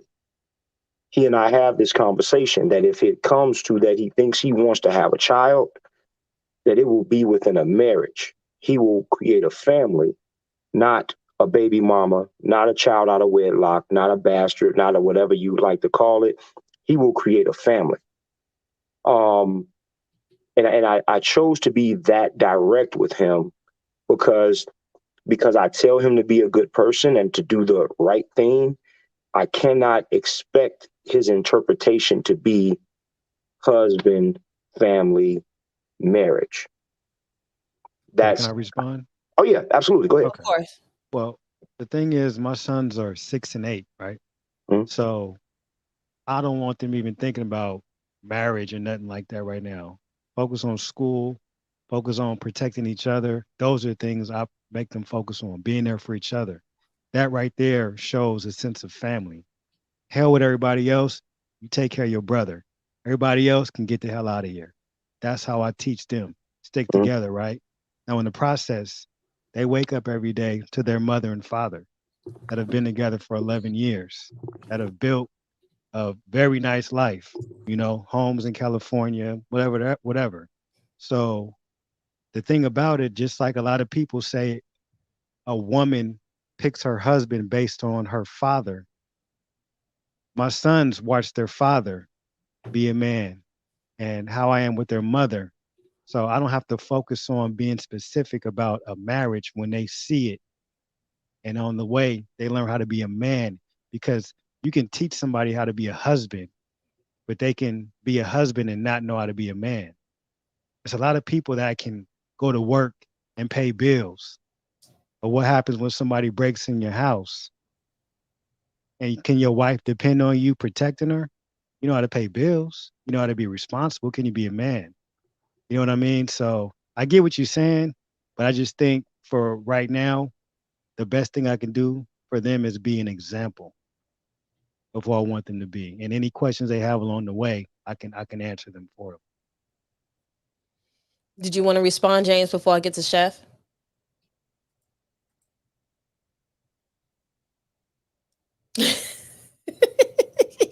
He's new to StreamYard, y'all. So y'all got to give him a chance. Okay. I got it. Go ahead. No, you know what? I agree, but again, my disagreement is just simply in that in some things we have to put a label on. We can't. I just don't feel that we can expect the interpretation of what you're doing to be what you feel it may be at the end of the day. It's just about being intentional. I agree with everything you said, everything you said, and the way that you're doing it. Sometimes I feel like we have to put a label on it because interpretation is everything, and that's really my only issue. You damn sure doing it right, bro. I get that and I appreciate that. Thank you. So let's go ahead and get to Chef. Chef, are you raising your sons or encouraging other young men to become husbands? Why or why not? I answer it this way, and it's going to seem like it's a shameless plug, but it's not. I literally, every Sunday on the Chef Choupino page on Sundays, there's an event that we have called the Sunday Fatherhood Cognac Sip, where It's about fathers that are raising sons, and it's called the Fatherhood Cognac Sip. Literacies required to raise men. And what it is myself and a wise gentleman named Victor Freeze Music, we literally put together a curriculum of things that we feel are necessary literacies for our men.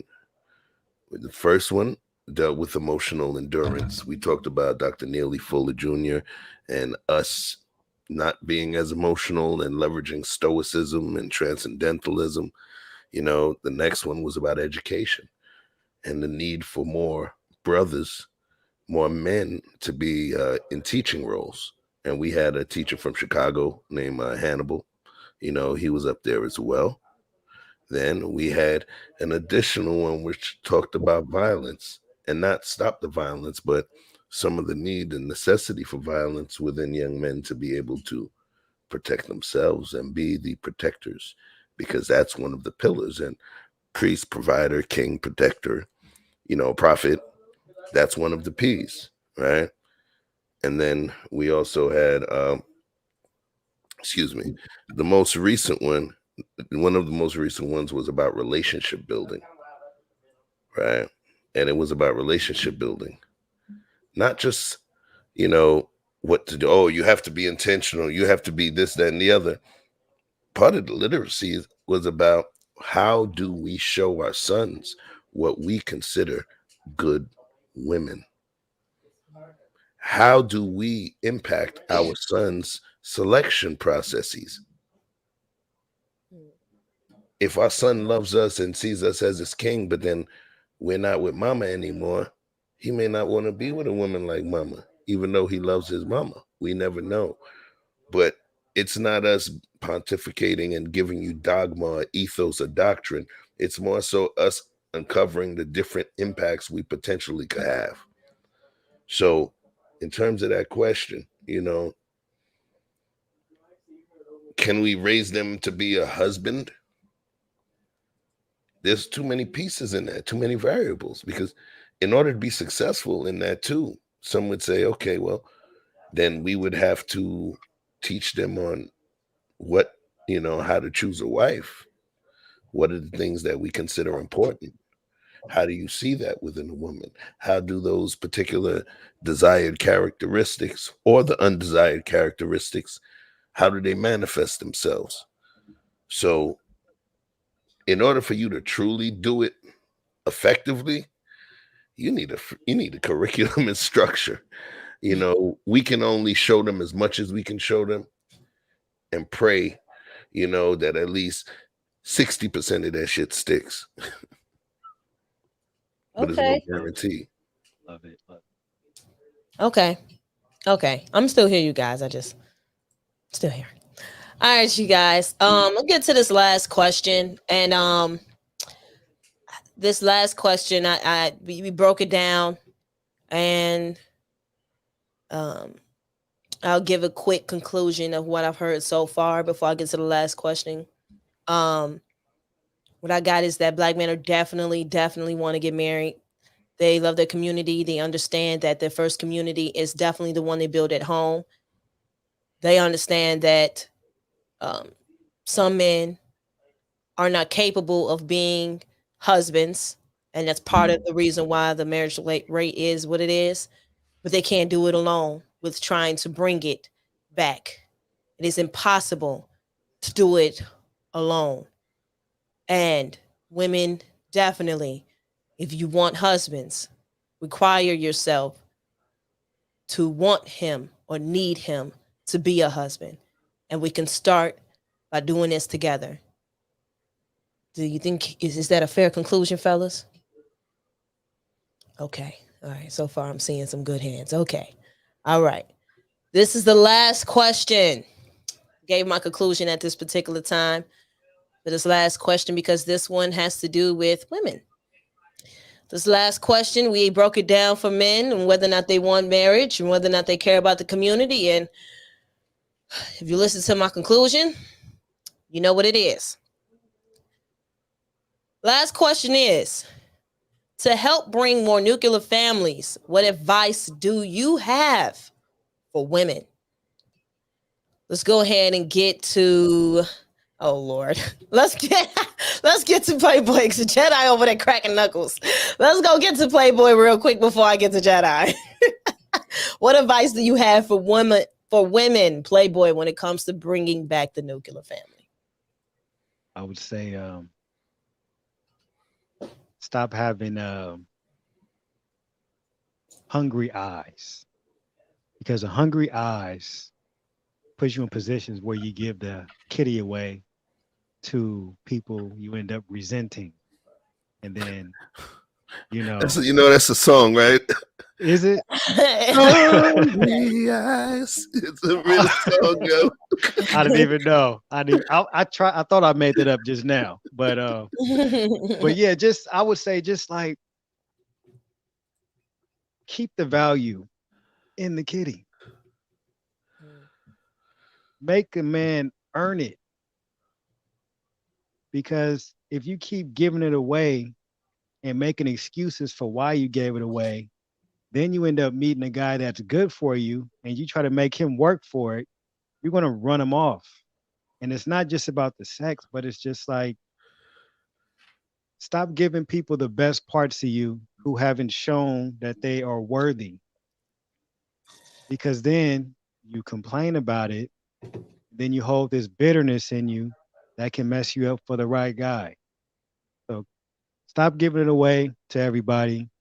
You got to get toys, do what you got to do. And secondly, just try to be nice.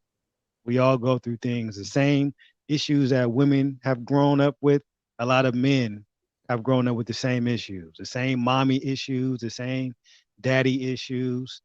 Just try to be nice to people. That's it. I don't want to go too deep. Okay, you ain't got to go too deep. Let's go ahead and get to Chef. Chef, what advice do you have for women when it comes to bringing back the Black and nuclear family? What advice do I have for the Black woman to bring back the nuclear family? Do you need me to come back? No. It's just I got to feel it, man. I got to feel that, because I'm not gonna just give advice just like that. Go ahead, man. I got to think about that. Okay. All right. Let's go ahead and go to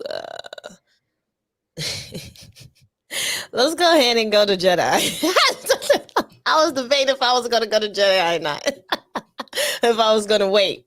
Let's do Jedi. No. Listen,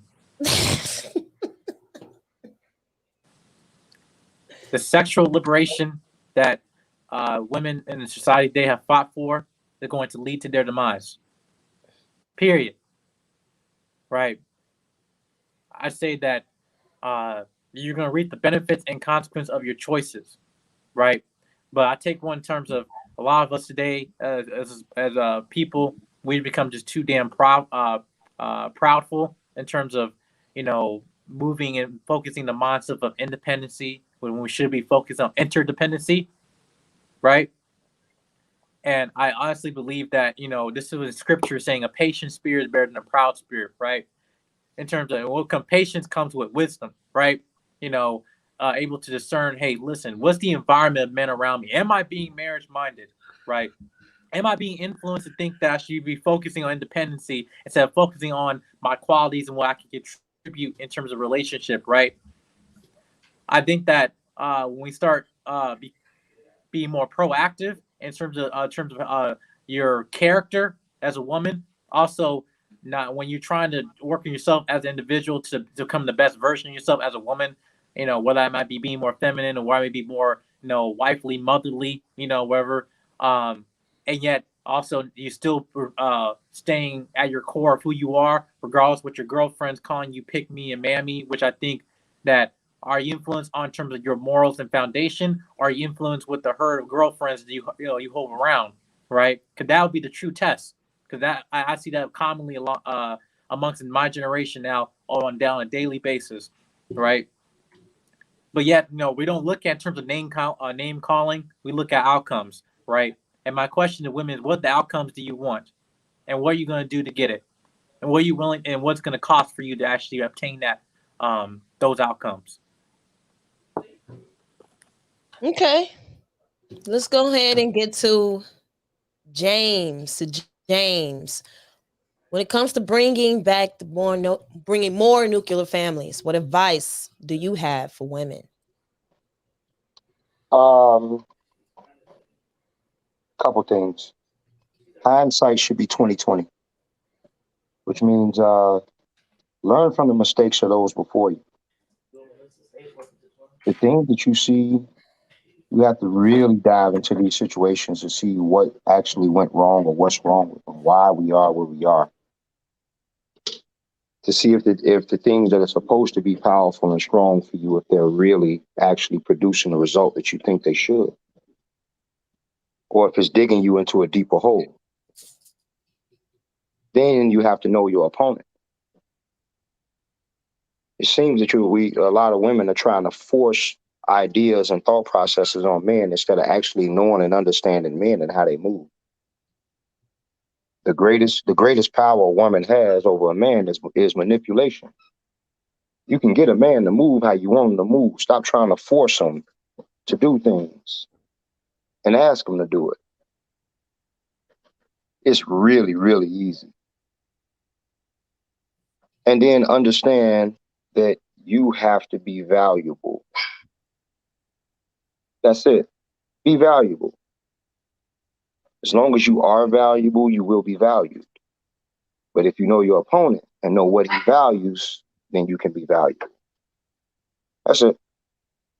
Okay. Well, Chef, we're here with you. And is All there, right. Can you hear me? yeah, do you have any advice for women? Yeah. Some people may not like me doing this, but part of this advice, what I want to do is kind of lean back on James 2, starting with, verse 12. Mercy triumphs over judgment. What good is it, my brothers, if a man claims to have faith but has no deeds? In the same way, faith by itself, if it is not accompanied by action, is dead. But someone will say, you have faith, I have deeds. Show me your faith without deeds, and I will show you my faith by what I do. So, faith without works is dead. Work without faith is also either dead or is inherently evil. If you wish to be a part of this cosmic, beautiful thing called a marriage, where this covenant that you stand before your creator and choose to be with someone for the rest of their life, then by the same token, you should be willing to understand that there's going to be a level of faith and that you'll need to have in that person that you choose as that leader. Or determine, even if you're able to work within a dynamic where there is a leader, you have to determine if you're a hierarchy based person or a communal commission based person where you vote on everything. But those are the parts of you that you're going to have to get through and understand before you can even decide to choose a man and choose what dynamic he plays within your ecosystem. So the best thing I could say is know what you want, but know yourself first. Okay, I like that. This right here is from Hanifa, um, who is a woman. I'm gonna share one of her comment before I get to a question someone had in the chat. She said, "Accept that we need our men to build these nuclear families. Men are not utilities; they have purpose in the family beyond provider and protector." Definitely agree with that. I think, unfortunately, I'm just just as from a woman perspective, I'm gonna pivot off of what she just said, because I think that you guys covered a lot. But this right here, I think a lot of women need to hear. Um, th- Hello, hey Jen on the block. This is the first time I ever seen Jen. I don't know if she's been chiming in and ain't never said nothing, but you guys go ahead and subscribe to On the Block with Jen. She has a great channel. She says she's cruising through. So thanks for cruising through, lady. Thank you, thank you, thank you. Hit the like button while you're in here. So I want to highlight what she said because unfortunately a lot of women like to go, what can you do for me? And can you pay my bills and all this other stuff? Like men, that's the thing. And I think James kind of already highlighted this. Like, if you want him to pay the bills, he gonna pay it. I don't even think you necessarily have to. That's not too much of an argument. You do have some men who give some kind of pushback on a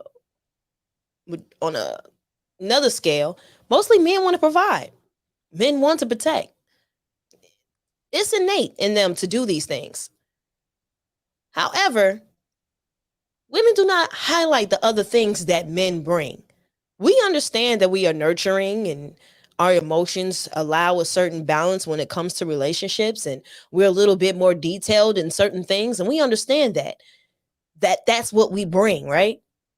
Do women really understand what men bring outside of protector and provider? It's like no women understand that direction and structure and some form of standards. Everyone should have standards. Men have standards too. He's not going to protect and provide if he don't necessarily believe that he should protect and provide. Look, I got to jump in on you on that one. That's understanding. That's understanding. Listen, what you call it? Listen, look. Playboy, he could be Jesus's nephew. He could be Jesus's nephew, right? That could give you all the secrets to the word of God and everything, right? But I may be a simple fool that's just hungry. I ain't eaten in 2 days. And he can say, I'm Jesus's nephew tattooed on his chest. But for me, I love him because he's a nigga with a sandwich. Oh my You goodness. understand? So when I say it like that, what I'm saying is it comes down to the person that's actually looking at it. You are higher, you vibrate at a higher resonant level, But right? I So hear you, and I know sometimes a perspective that gives that type of thing. But I think I wanted to highlight what Hanifa said because she is my elder, right? And I what's wrong? I said the wrong thing. I'm listen, sorry. Oh, look, look, she's a hot young thing in my age group. So you listen, look. This is my thing though, and that's respect though. That's out of respect. This is something that I think that, and that's part of the reason why I even, and one of the questions I went to Jedi first before I went to the rest of you guys, because this is something that I think we're talking about community, right? And black men and nuclear families, right? When it comes to the community, the elders taught the youngins. It takes a village. So even if mama weren't able to bring, or papa wasn't able to bring certain things, that's where the community filled in the gaps. So while she's giving advice and saying in the chat something that you guys did not highlight, it's because as women, we understand what you guys bring outside of these material things and what Instagram is highlighting.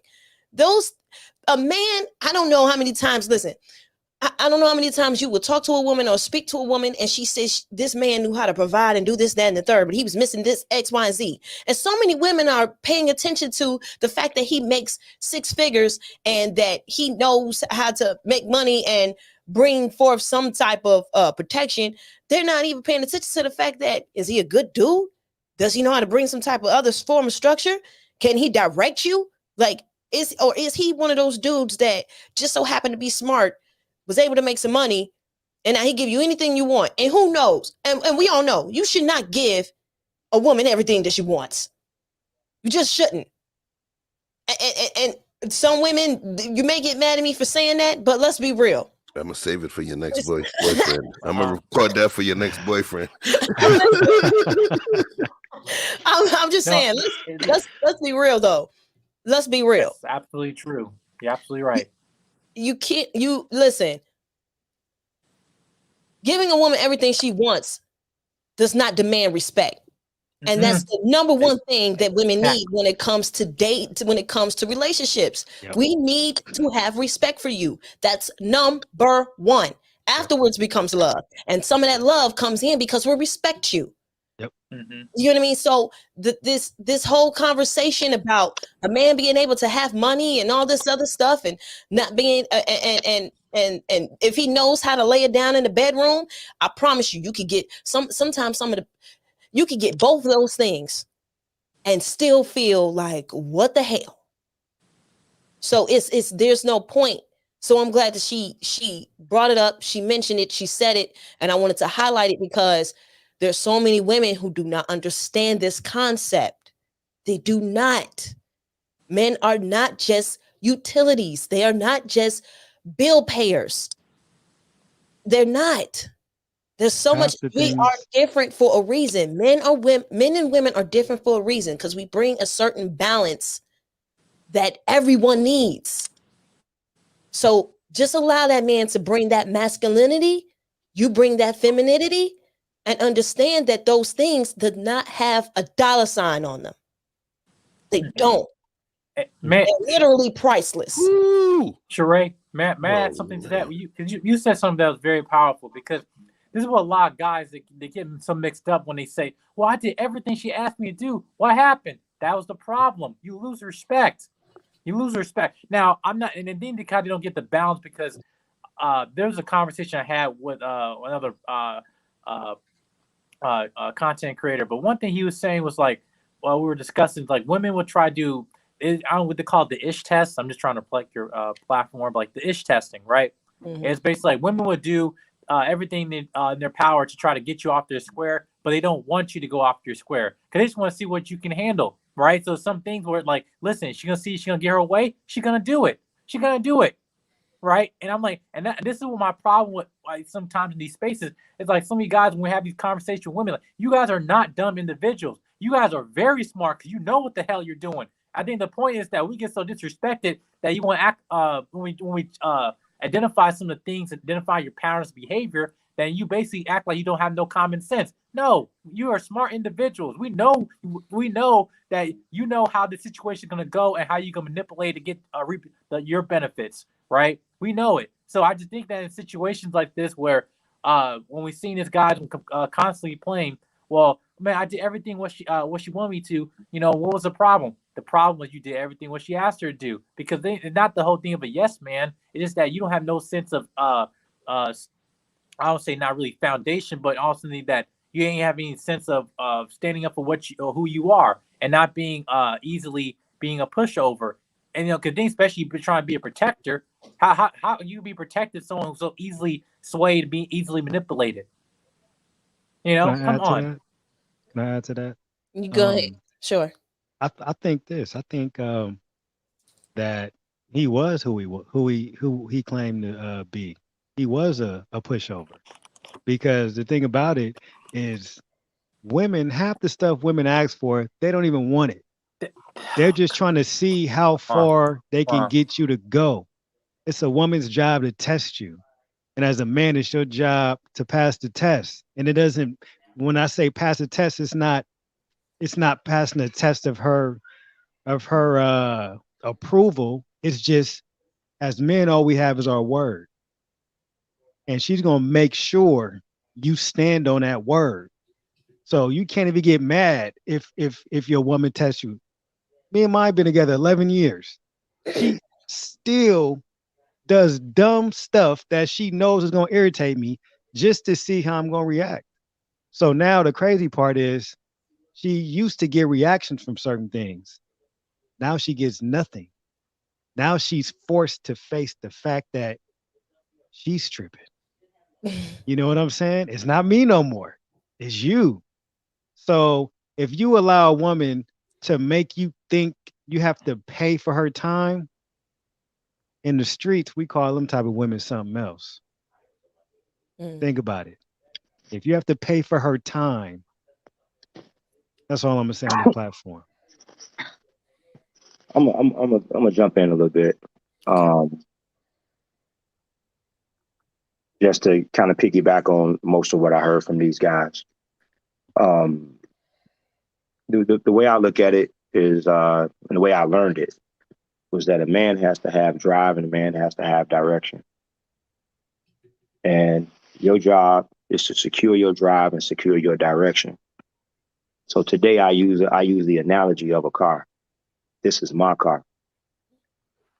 My woman, she get in my car. She ride in my passenger seat. You don't drive. You don't touch the wheel. I'll let you hold the map. That's about it. So you going where I go. And because she trusts where I go, then we good and we gonna be in a good space. Now she can look at the map and figure out that there's a little bit of a better route or a different route of getting there. And I have to trust her with that.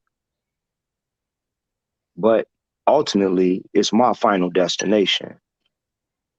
So that to me, that's the concept of a man being a leader. A man knowing where he's going. A woman will trust you if you know where you're going and you're working for what you want. She'll trust your direction. She'll trust your final destination. That's the thing. That's the goal. Is you want to be good enough for yourself that a woman will trust you. Most of us not. Those men who are gonna change their mind easy, who gonna buy her time, he don't have no direction. He ain't got no goals. He don't know where he going. His goal is to get her. After that, he lost. We gotta do better. You gotta know where you at. You gotta know who you are. But again, that's on men. Men gotta start raising men. We gotta stop letting these men let women define them. That's why the women are being who they want to be. That's why they telling them what they want to tell them. Good night, baby. That's why they telling them what they want to tell them. So the man just folding because now the woman is the goal instead of the woman helping achieve the goal. Gotta do some things different, fellas. All right. I wanted to close it out with this because probably I don't know if there's any like nice guys. You know, you always hear the phrase "nice guys finish last," and I want to say this real quick. Nice guys finish last for a reason. If a woman approaches a nice guy, she's gonna do one or two things. She's gonna take advantage of you, or she's gonna walk away. It's up to you to choose which one you want to be. Do you want to be the nice guy that's going to have one of these two choices? Or are you going to stand your ground on some things and have some standards? They always preach women need to have standards, and that's true. Men need to have standards as well. And when you do not showcase any standards, do you stand and you don't stand on anything? How can she stand with you? I just want you guys just to think about that because I run across a lot of nice guys and they're always trying to figure out that women don't want nice guys. You're right. We don't want nice guys unless we're trying to take advantage of you because we know we can get something out of you. That's when we want you. Now, do you want to be that guy? You just got to ask yourself. Now, I want to get to this question real quick.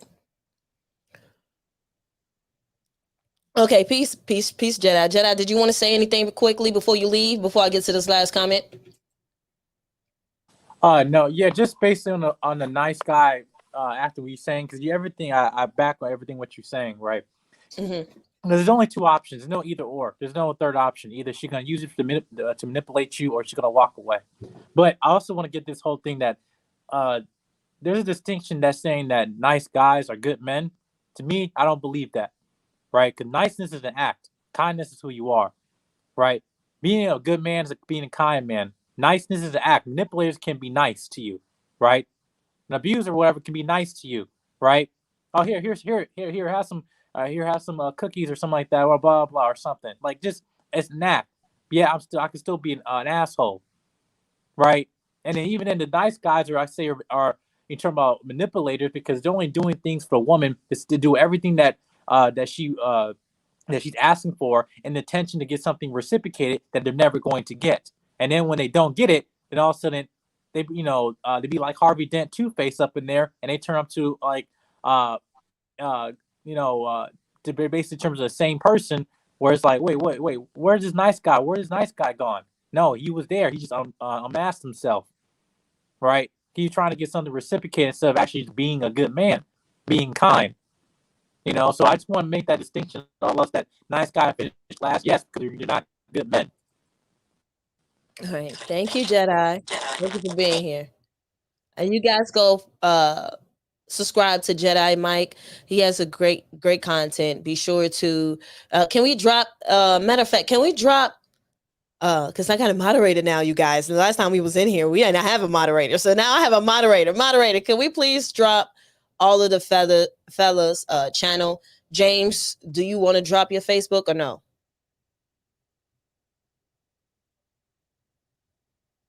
James? I think he gonna figure out StreamYard. It's okay. If you But check in yeah. the private chat, he said he lost his sound. Oh, But okay. yeah, And I you put can't find Jedi it? Mike's. Okay. I see Jedi Mike's. Okay. So yeah, can we please put all of the okay. All I right. think Eddie I Long put said he's on Playboy's he in on the there move. We're gonna too. put it in there. Great. So I have this last question for you fellas that another gentleman brought in, and I'm gonna wait for James to let me know whether or not his Facebook is okay to or if he got something he want to say. This question right here. Did we cover distinguishing the difference from wanting to get married and finding someone that you want to marry? I want to hear a man's perspective on that particular question. Go ahead, Playboy. Yeah. Yes, it's a big difference, and people don't think about that. I think that is a big reason why the statistics show what they show, because the leverage is in the man's hand when it comes to marriage. So he has the right to pick the best he can get. And if he feels like he's not getting those options, and it could be because of him, but the point is, if you have the options and you're not choosing from your options, then I mean, what does that say? Like if I want to eat, but I'm running across these strip malls with these restaurants that don't look appetizing, am I going to waste my money eating there? Or am I going to keep driving until I find a place that looks like I want to sit down and enjoy myself? So I think that is true. It's a lot of people that want to get married, but they're not going to just marry somebody just to get married. Or I can say sometimes on the woman's end, they get married to people that they don't even want to be married to just to say they're married. Mhm. So yeah, I think it's a big distinction. Okay. Um, Go ahead, Chef.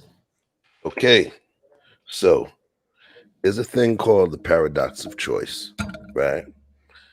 The paradox of choice is defined as is an observation that having many options to choose from rather than making people happy and ensuring they get what they want, right?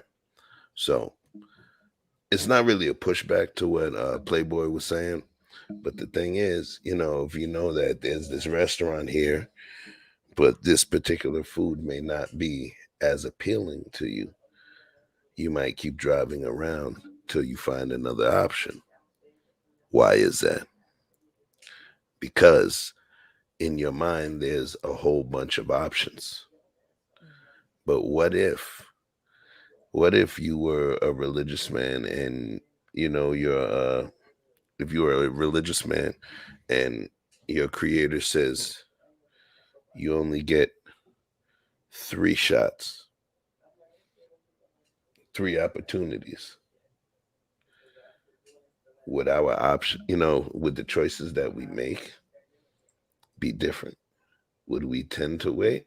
Will we keep figuring, okay, I'm gonna just let me get a cent. Like the food court move. You walk around. First thing you stop by a little Asian spot where they give you a little bourbon chicken on the toothpicks, and you pass by the next spot with the fried chicken. They give you little samplers. But if you were limited to just say two, you only had two shots. More than likely, we might take the first or the second. So, to some degree as well, I believe that we as a people, the door has opened so wide in terms of what we see as choices that the paradox of choice sets in. And we figure we last a lot longer. We're in the day and age of the 54-year-old rapper, 50, 60-year-old sex symbol. We're in that time. Our shelf life has extended. So, what we perceive as choices or the ability to make choices also prevents us from making the choices. My last piece, this is the best metaphor. Back in the days before Netflix, there was this thing called Blockbuster, right? When I was younger, at a local video store. And as a kid, I might have only had maybe $3 to get one movie. But I could only get one freaking movie. But I might have found myself in that damn video store for 2 hours and change trying to figure out a 90-minute movie for me to watch and rent. It's the paradox of choice. And I believe sometimes our own pride, arrogance, and hubris, it makes us feel that we have so much choices that we don't make a choice. It's like, nah, I'm a chill, you know. And that's the only thing. Okay. Okay. Um, I hear you. And I do. I think that question was interesting because I think sometimes people don't necessarily know what they want till it's in front of their face. So it is a possibility that a guy would think, "Oh, I'm not gonna get married." Da da da da da. Like I said earlier when I said that people in general sometimes say what they won't do and they end up doing it anyway. So that would be an example of a guy who's saying, "I don't think I'm gonna get married." This, that, and the third, and then he meets a woman who changed his whole perspective, and now next thing you know, he's married. So. Um, I think that those kind of guys will be the ones where opposed to you have ones who probably think like, yes, I want a whole family, I want the dynamic, I want a wife, and they knew that they wanted one since however long, right? So I understood the question. So thank you guys for answering the question. But like we lost James. It seemed like James. I tried to mess him back. He isn't back. There, yeah. But I want to thank you guys for being here and answering these questions and giving your perspective. And I would like to thank James not here, but thank you, James. Thank you, Jedi Mike, Evolutionary Playboy, and Chef. I want to I want to uh I want you guys to be sure to subscribe to their channel. I will put James' Facebook in the description if he I agrees. just sub to you, Playboy. I'm gonna do it as soon as I get off. I'm using my phone for this Yeah, I stream. just sub to you. I'm about to hook you up with my two burner accounts. Hey, So, good meeting you too, man. Pleasure, Oh, pleasure. you too, oh, man. you guys never met? Nah, Nah, what it was, What? yeah. So he actually, watch this, watch this. He's a good dude, right? So Mm-hmm. I got kicked. I left the house, so he got my old room, right? I'm messing with you. Nah. What it was, my first time seeing him was, it wasn't even actually on the KWK joint, but then I Okay. see you on the KWK joint, and I see, you do your thing, man. You do your things, and I so it ain't appreciate over. it. Holla at me. We got some Definitely, definitely. conversations. You know what I'm Yes, saying? So I'm at Chef Choupino. Come for and check sure, me, man. man. You're welcome through. Okay. All right. That's pretty dope. I just thought you guys already met, but all right. So See, you I building think it's bridges. listen. Yep, I know, yep, right? I guess I chose the right panel today. So because I definitely got different perspectives. I liked a lot of the different perspectives and the different answers to the question. I think the commonality was that me and definitely want to get married, and that was the ultimate question. And definitely care about the community, which was the ultimate question. Now the different reasons you could choose who if you if you align more with what that reason or whatever the reason is, ultimately you may have to look at yourself to see whether or not you may not be that woman that is married. So because they want to get married. So thank you guys again for being here. I'm gonna go ahead and close out the show. And you guys, please be sure to go subscribe to Evolutionary Playboy and Chef. No, you gonna say it. Choupino. Choupino. Damn it.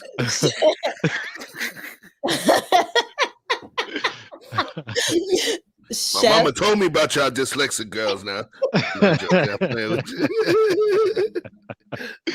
Just think about the shoe on your foot.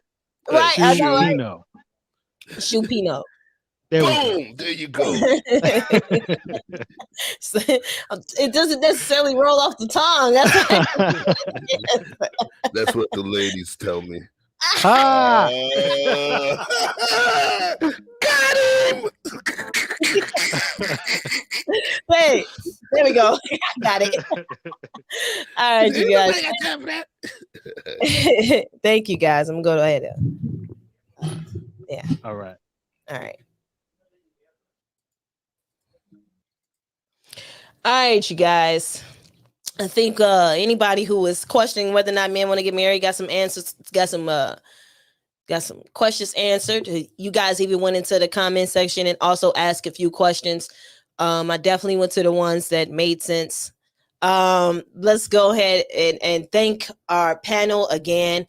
I want to thank Evolutionary Playboy, James Q, Jedi Mike, and Chef Choupino. I think I got it right.